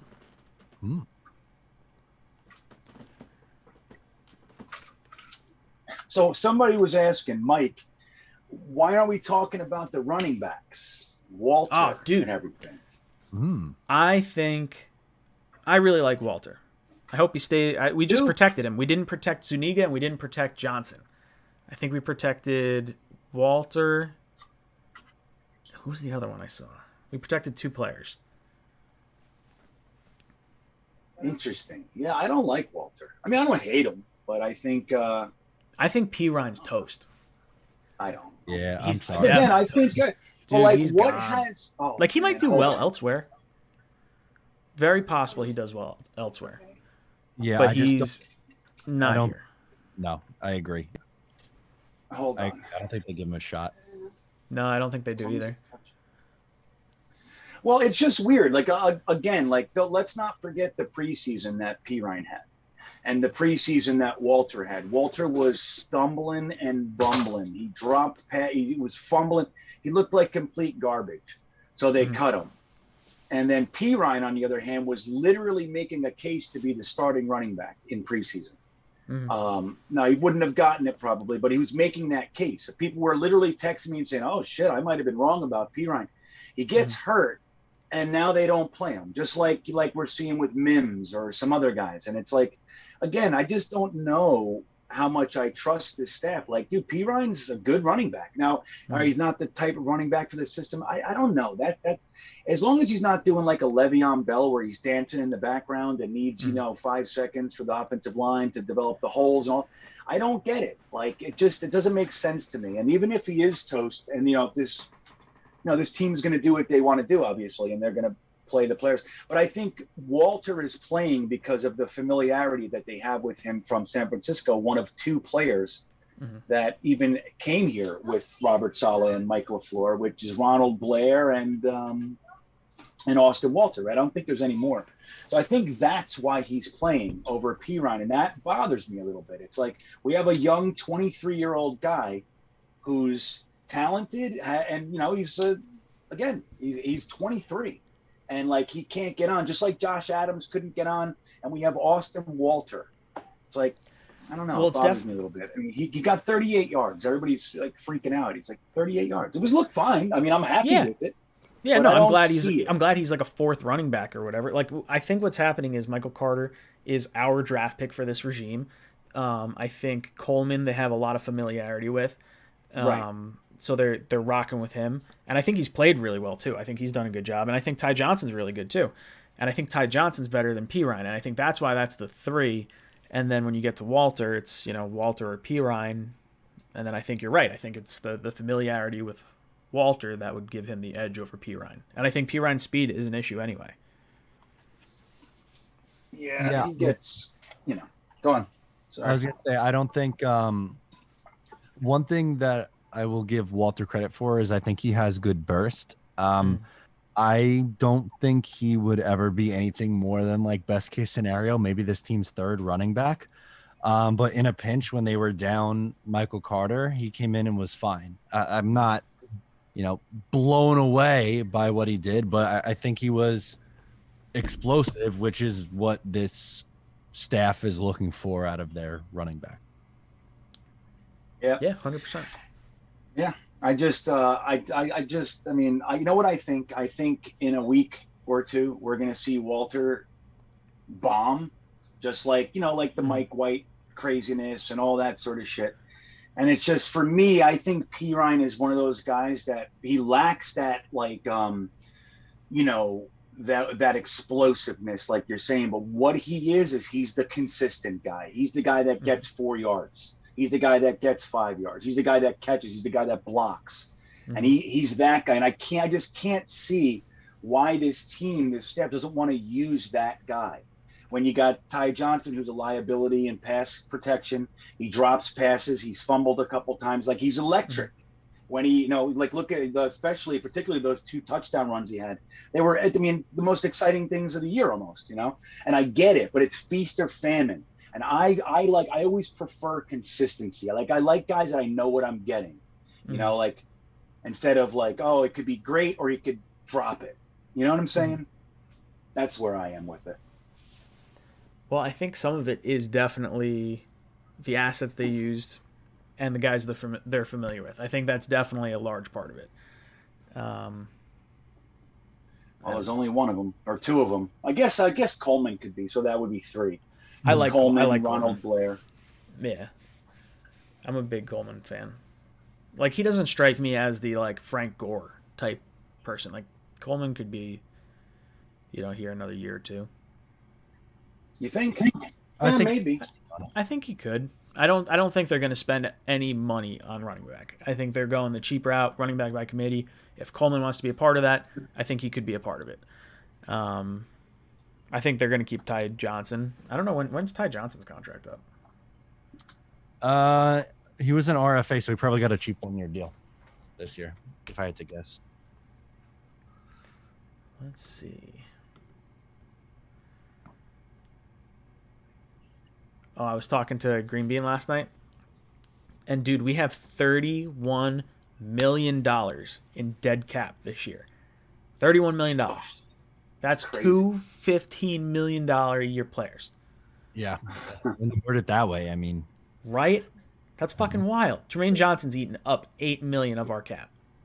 Sam Darnold, $5 million. Bell, $4 million. Enunwa, 3.6. Colecchio Semele, 3.1. We're Herndon, still 1.5. paying Kalechi yeah, that's still Osemele. paying us. Right? How many Yeah. games?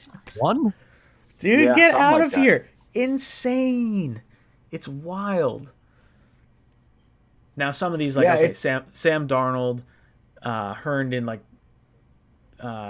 Brown, like, those dead cap hits are fine because you got stuff for them. But, man, it sucks when you have bad contracts. This is what you get. You're losing that kind of talent. No What was I bueno. looking up? I was going over the cap for some reason. Don't know. Contract? I don't remember. Oh, Ty Johnson. Bam. We have him under contract for next year also.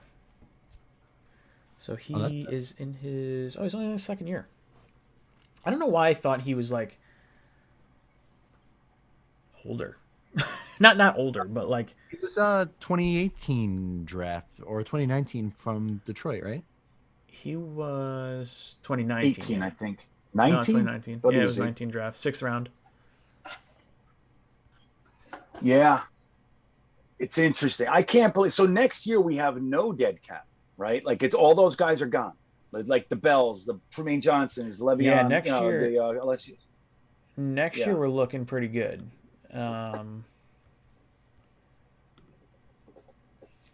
So we're sitting at 52 million in cap before cuts. We have 46 players under contract, and we have what, 9 or 10 draft picks? How many draft picks do we have? So 2 ones, 2 9. twos. I keep getting screwed up. I'm like, oh, it's 10, 9, 9, 9. So yeah, 9 draft picks, $52 million in salary cap space. Not a whole lot of dead cap. Like, I think it's only 3 players. Okay, could live with that. Yeah. Yeah, this is going to be like Holy Douglas's team next year for sure. Imagine that. That's the thing. Like, I don't think a lot of the detractors really take time to consider exactly what this team was. Mhm. Exactly how bad. We were a cesspool. You can't complain about the roof when the first floor is flooded with sewage. You know what I mean? You got it. That's an interesting. That's very interesting. Was it a metaphor? like that. I don't know. What Yeah. would that be Don't- called? Metaphor. Metaphor? You don't hang the curtain. Don't worry about what the curtains are when you're still laying the foundation. You know what I mean? Like, no, we're still digging a hole over here. Why are you buying curtains? You know? I want to buy curtains. I want shiny, nice things in my house. And I want the Jets to have shiny, nice things. Oh yeah. Yeah, hell yeah, Dude, 2 blue chippers this year in the draft. dude. I don't even know. Who would you... Is there any free agent that you're looking at that you're kind of like, oh, let's see? I think it's the tight ends for Free me. agents. Let's take a look. Well, who are the tight ends? Let's see here. The tight ends. I'm going to open Spot Track right now. Anybody who doesn't know about Spot Track, it's an incredible site, man, and it's free. It's not quite as detailed as some others, but it's pretty good, man. I got to say, pretty good. Spot Track. So Zach Ertz, Jimmy Graham, Gronk. Gronk ain't going anywhere that Brady's not. Yeah. Azuma, Eric Ebron, Gerald Everett. Any of these guys interesting? I have somebody circled, but they're a little further down. Njoku. A little bit further down the list. Jared Cook, Max Williams, Mo Alley Cox. I don't even know who that is. Let's see. Tanyan Ferkser. You're not saying Hayden. Oh, you're saying Hayden Hurst. That's who you got, Matt. A couple more down. Njoku or Croft? You want Croft, don't you? One more down. Gesicki. You want Gesicki from the Dolphins? He's not going anywhere, though, dude. He's getting franchised. 100%. He's not going anywhere. Yeah, dude, they got a shit ton of cap. Yeah, they might just sign I like him a lot. I like this guy, Tyler Croft. He's got a lot of potential. We should play him. He can be played on the outside, too. He goes up high, lands on his neck, doesn't play for 4 weeks. That's what I heard. I'd like to see someone like a Njoku. I guess it depends. Whatever talent level you're bringing in free agency, that's maybe you're trying to like level it out with a draft pick. Like if you go a lower end tight end in free agency, you're probably going a higher end tight end in the draft. Like maybe you're hitting second round instead of third or fourth. If you get Gesicki though, that's like that would be the play. If there's one free agent you could possibly get, that's the one you'd want, I think. Yeah, I think it would be interesting. I wouldn't be against keeping Tyler Croft. You know what I mean? Like as the vet. Yeah. I think Joe Douglas loves Ryan Griffin for some reason. Like we can get like Matt said, I don't want to see Kenny Yeboah and like a rookie as our tight ends. Like I think we need vet, but look, Kenny Yeboah will have been here a year. He's coming into his second training camp, so that's really good. I still like Kenny Yeboah a whole bunch, and I think it would be good to have like a vet, Kenny Yeboah and like a Jeremy Ruckert, for example. I think that would be great. That'd be a really high potential tight end room. I think that would be exciting. McBride, one of those guys. I want to add another linebacker in free agency. I think you got some money. Let's see. Oh, you have to. Yeah. I don't know who you're going. I don't know any of the linebackers. I'm not sure who I would go after here. Well, I guess they're listing outside linebackers too here. Let me do inside linebacker. Hold on. Keanu Neal's listed as a linebacker. Maybe they look to bring him in. He played with Old Brick in Atlanta, right? Jared Davis is a good one. He's never gotten a fair shake, so that'd be good. Neville Hewitt. Neville Hewitt's another one. All right, that's good. So you got Brown from Tennessee, AJ Johnson, Kirksey. I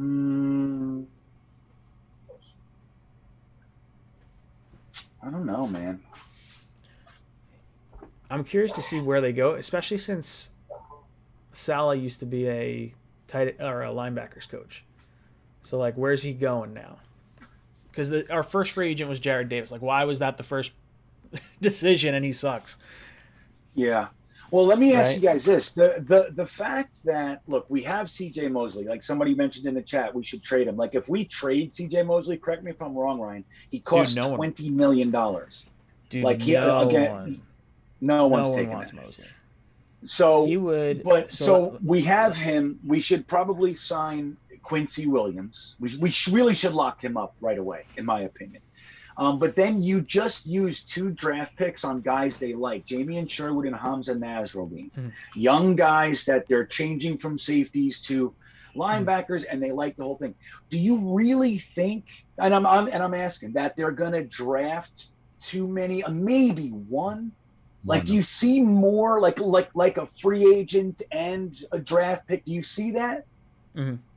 I do. Like, I think they're know. gonna. Yeah. I think it'll be like a 1 year type kind of thing. Like for me, I think C.J. Mosley's here next year. I don't think any team's trading for him. It would cost them $16 million for a team to pick him up, and the Jets would eat like $5 million in dead cap probably. I don't know. I don't think it makes sense to trade him. I don't think any team's going to want to take on that contract. That's more so my issue, I think. Yeah, I agree. I agree. So, but I don't know. I mean, I think maybe we'll draft. I think we should draft one in the first 3 rounds. Mm-hmm. There's a couple up top. I love Devin Lloyd. I like 𝐒𝐞𝐫𝐢 Dean a lot, but I like Christian Harris and the kid from Penn State. I forget his name. The kid from Penn State is good. Dude, Penn State just pumps out linebackers all the time. Green Bean, I know what you're talking about, but I can't think of it. I want to say Brandon, but I don't know. Let me take a look here. I'll tell you right now.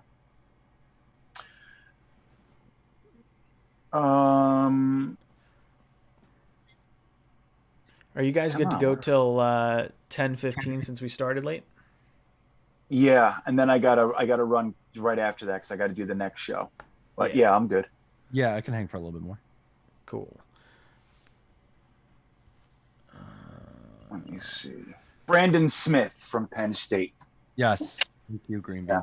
Yeah. Yes. I like him. There's a guy, Muma, that I like. But, admittedly, I'm still kind of scratching the surface with a lot of these guys. But yeah, I'd love to see a nice young, I really want one of those aggressive I like the way Quincy Williams plays. That's what I want from linebackers. Full speed all the time. And if you're not doing that. He plays like it's the early 2000s. Yeah. That's exactly what it's like, dude. I love watching him. I would love. He's on a 1 year deal? Is that what it is? Yeah. Or did we pick up his contract in? I don't know. I think we just scraped him up and gave him a 1 year deal. Salah should grab him by his shirt collar, put him out in front and say, if you're not playing as hard as this guy, you are a fraud. This is how hard you're supposed to be playing. Yeah, dude. I agree. He plays hard and he's an easy guy to root for. I don't know if he is a long-term starting quality linebacker, but if you want to have him around for depth and rotate in, I think I'm okay with that. Dude, so he's under contract for next year too already. Oh, is he? Yeah, just under $1 million. Dude, love it. I love it. Love it. Give him some time. It makes me happy. Who knows? Maybe if he gets better, then you sign him to a little bit of money. He's young. He's 26. Yeah. David Gerard drops in the super chat, says, I played with Ferk in high school on my team. I played Quentin Nelson in high school. Played with Minka in middle school. I live where 𝐒𝐿𝐫𝐞𝐞 went to high school now by LBI. Wow. Guys got it. Who was that? I want to be around you. You're around Gerard, talent. Really? That is, yeah, man. That's a lot of talent. I like Ferkser. That'd be good. That's a nice free agent signing if we got him. See, I like that. See, look, I'm looking at his info now. He's 246 pounds. We're going with 220s, 228. That's where we're going. Now, Salah likes those little bit lighter guys. But I again, if it works, it works. But for me, I want linebackers to express danger for coming in here. That's what I want. I like 235 to 240. I like that. They got weight to them. They can go and take the block on a guard and actually stop the block, not get blown off their ass and knocked around. I want Bart Scott he was the best at taking blocks. He would run in full speed and just wallop the guard so the next guy can make the tackle. And that is so important, man. Somebody needs to take the block. And a lot of guys, like light guys, they don't like to do that. Like, remember Darren Lee? He hated taking blocks. Yep. I couldn't stand watching him, man. He would try to duck out of blocks. Like, no, now that guy got you out of the play and he's still running free through the goddamn defense. Like, somebody has to take the block. When you got a 245-pound linebacker, no problem, man. They stuff the guard. And I love that. And Salah's going a different way, which, again, if it works, it works, but it concerns me. They're definitely going a speed route for sure. Yeah, I like it. If we can have 3 linebackers that are like Quincy Williams, obviously, better in the pass coverage stuff, but like that type of tenacity, wild. That's all gas, no brake. Yeah. Right. Where's the gas? Quincy Williams, the only one with the gas. Jesus. I'll tell you, Rusty Spooner mentions a guy, 𝐒𝐫𝐞𝐞𝐫𝐢 is how it's said, and he's Hutchinson's counterpart on the Michigan defensive line. And I'm going to tell you something right now. He is sneaky good, dude. Sneaky good. He might have just as much potential as Aiden Hutchinson, and he's the kind of guy that he might be a little bit unsung and last to the second, and you might be able to get that guy there and have just as much of a pass rush with him. So it's another guy for guys in the chat, you too, whatever. Just it's a name to remember, man. 𝐒𝐿𝐫𝐞𝐞𝐫 from Michigan. Check him out. Yeah, dude. Yeah, those good. Michigan edges are filthy. Filthy. It's going to be awesome to see what winds up happening with this college football playoff. Matt, would you want to watch the college football playoff again? More than likely, yes. Cool. Green Bean and I were talking about it the other day, and we're like, man, that was so much fun to just watch like the players that were going to be drafted. And it's like this is like the elite competition, final games of the season. Love it. Yeah, I'm down. I'm just hoping my internet, like now that I'm traveling again, I got real used to having internet, man. This is weird. You got to use the hotspot. Yeah, I'm using 2 separate internets, one for my camera and one for the chat and everything. And I think it's working, but I don't know what I look like to you guys, but hey, you look fine. Yeah, I hope I can figure it out this year. But I would love to do that with you guys. Hell yeah. What else we got? Anything else going on? Chat, what are you talking about? Somebody said, we really should get a place kicker. Yeah, that would be nice. Yeah. Let's do that. I mean, it's not for a lack of trying. How many kickers have we gone through since Douglas got here? It's got to be close to 6. Yeah, I was going to say, it's got to be. Yeah. Totally. But it's not, he hasn't done anything to really address it. That's like, look, you guys know I'm a big JD supporter, man. I hate his handling of the place kicking situation. I can't stand it. I don't know what he's doing. I don't understand. So, I don't know. I hope Cade York is the big guy this year, LSU. They're saying he might be the best kicker to come out in a few years. Maybe that's the whole, maybe he's been eyeing Cade York for 3 years. That's my guy. We'll give it a go. Grab him in the second, Matt. No. He's so upset. I know. No, not again. Oh my God. Jets NY 101 says he played Pop Warner with Curry. Playing with Steph. Vinny Did you Curry? see that picture? No, it's probably Steph Curry. I'm going to guess Vinny. Yeah. Maybe. Pop Warner's football. I don't think Steph Yeah, Curry. that's true. He did play football. Right. He did play football because I was actually watching a no, I wasn't watching. I was at a trivia night, and they had young pictures of star people as a category. And they're like, who is this person? And I was like, oh, that's totally Patrick Mahomes. Like, just a young Patrick Mahomes. Nope. Steph Curry. I was like, oh, man. Because he was wearing, like, this red football uniform. Yeah. Pads and everything. So it's possible. I don't know. Chat, let us know. Was it Vinny Curry? Pop he's Warner's from- football. That'd be my guess. Yeah, that probably makes sense. Whatever. John Heibendal, thank you so much for the super chat. Says, as it stands now, we have 2 top 5 picks. That's awesome. You're absolutely right, John. All 3 of us are definitely, it seems like, on board with edge as our primary slot, and then it's kind of up in the air depending on where that other pick winds up eventually landing. It's so sweet though that the 4 and 5 is that we are the 5. That's it's. Oh, we need to emphasize that Seattle's pick will be the earlier of these 2 picks. 100%. That is so sweet. It means nothing. Like if it ended up staying it means there 4 and everything. 5, it but means it does. everything. Right. It does. Oh, it just feels good. My God. Right?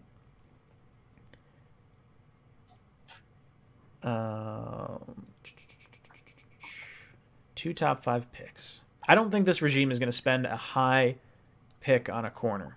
I had us taking Stingley when we were just like at 6 and the Seahawks were at like 11 or 12 at that point. But I don't think we're taking corner. I think it's going to be edge. Not in the first. I think in the second, that's when you start getting fair game. I don't think we'll see one in the first. Yeah, I would be surprised as well. And like the Stingley thing is interesting because he's injured. You know what I mean? He's injured too. So I don't know. Like I saw your site Tankathon, they have us taking Stingley and Hamilton, 2 injured dudes. I would lose my shit. As much as I like Hamilton, I would not like that. Too scary for me. You can't take 2 injured guys with 2 top 5 picks. Don't they have us taking? Oh, they do have Stingley and Hamilton. I don't like that. No. Yeah, I would go. Oh, so they have Kayvon going 1, Hutch going 2, Neal going 3. Oh fuck! I'd probably. Oh, sorry, dropping an F-bomb. I'd probably go. Damn, I would probably go Linderbaum and Hamilton at that point. Linderbaum and Hamilton. I think. I don't know enough. I'm Aiden Hutchinson all day. I mean, the Hamilton thing is Hutch has gone it too. Oh, he's gone it too. Yeah. Tibb 1, Hutch 2, Neal 3. Then it's Stingley Hamilton. I would go Hamilton Linderbaum or Linderbaum Hamilton or whatever. No, go Karlaftis. Get your edge. Yeah. Or Ojabo. Yeah, man. That's me. I want a legit edge. You know what I mean? But I'd rather take a blue chipper. If he's still considered a blue chipper, He is. Yeah. There's an argument. Look, Aiden Hutchinson had a fantastic week, but going into this week, there is a chorus for Karlaftis being the better of the 2. Now it's smaller, but it's out there. You know what I mean? Mm-hmm. It's out there. So, and we'll see how this all shakes out with the combine and everything else. But Aiden Hutchinson it looks like he's getting better as the season goes on. And one of the things that's so key is that this is his 2nd year of real production. So that's key, man. When guys do 1 year, it always makes me nervous. It's like, it's 1 year, dude. So when guys do it for 2 or even 3 years, I'm much happier taking those guys, John drops in with another super chat, says, on the other hand, the next 4 games are winnable. They're definitely winnable. I think we're going to get 2. I think we could get 3, depending on if the Bills rest starters last week of the season. All right, Matt, I'm going to have you go to our last week's stream because we are at the end of our stream. On it. Bam. I've got my little list of people. Oh, I got to pick another person. Bam. Come on. Where did I put my pen? I feel like I've lost this pen, no joke. Like, I'm at a desk. Got it. Come on, Nightbot. Who's getting a shirt? NFL Chaos with Jeremy. I love it. Yeah. That's Jeremy Cravat's new channel, everybody. Yeah. I was going to say, I definitely saw that name pop up before, and I was like, I wonder if that's his new name. Yep. Jeremy Cravat's going live. It started on the Just Jets phone lines, and now look at him. You deserve it. We want to sub them up. 100%. Right? Head over to NFL Chaos with Jeremy. Sub them up. Matt, can you read me 5 names? Okay, I will give you 5. First one, WTF, where's the flag? Where's the flag? I love it. The second one is Ed Vargas. Okay. Third one, Robert Killian. All right. Fourth one, Seabass 2014.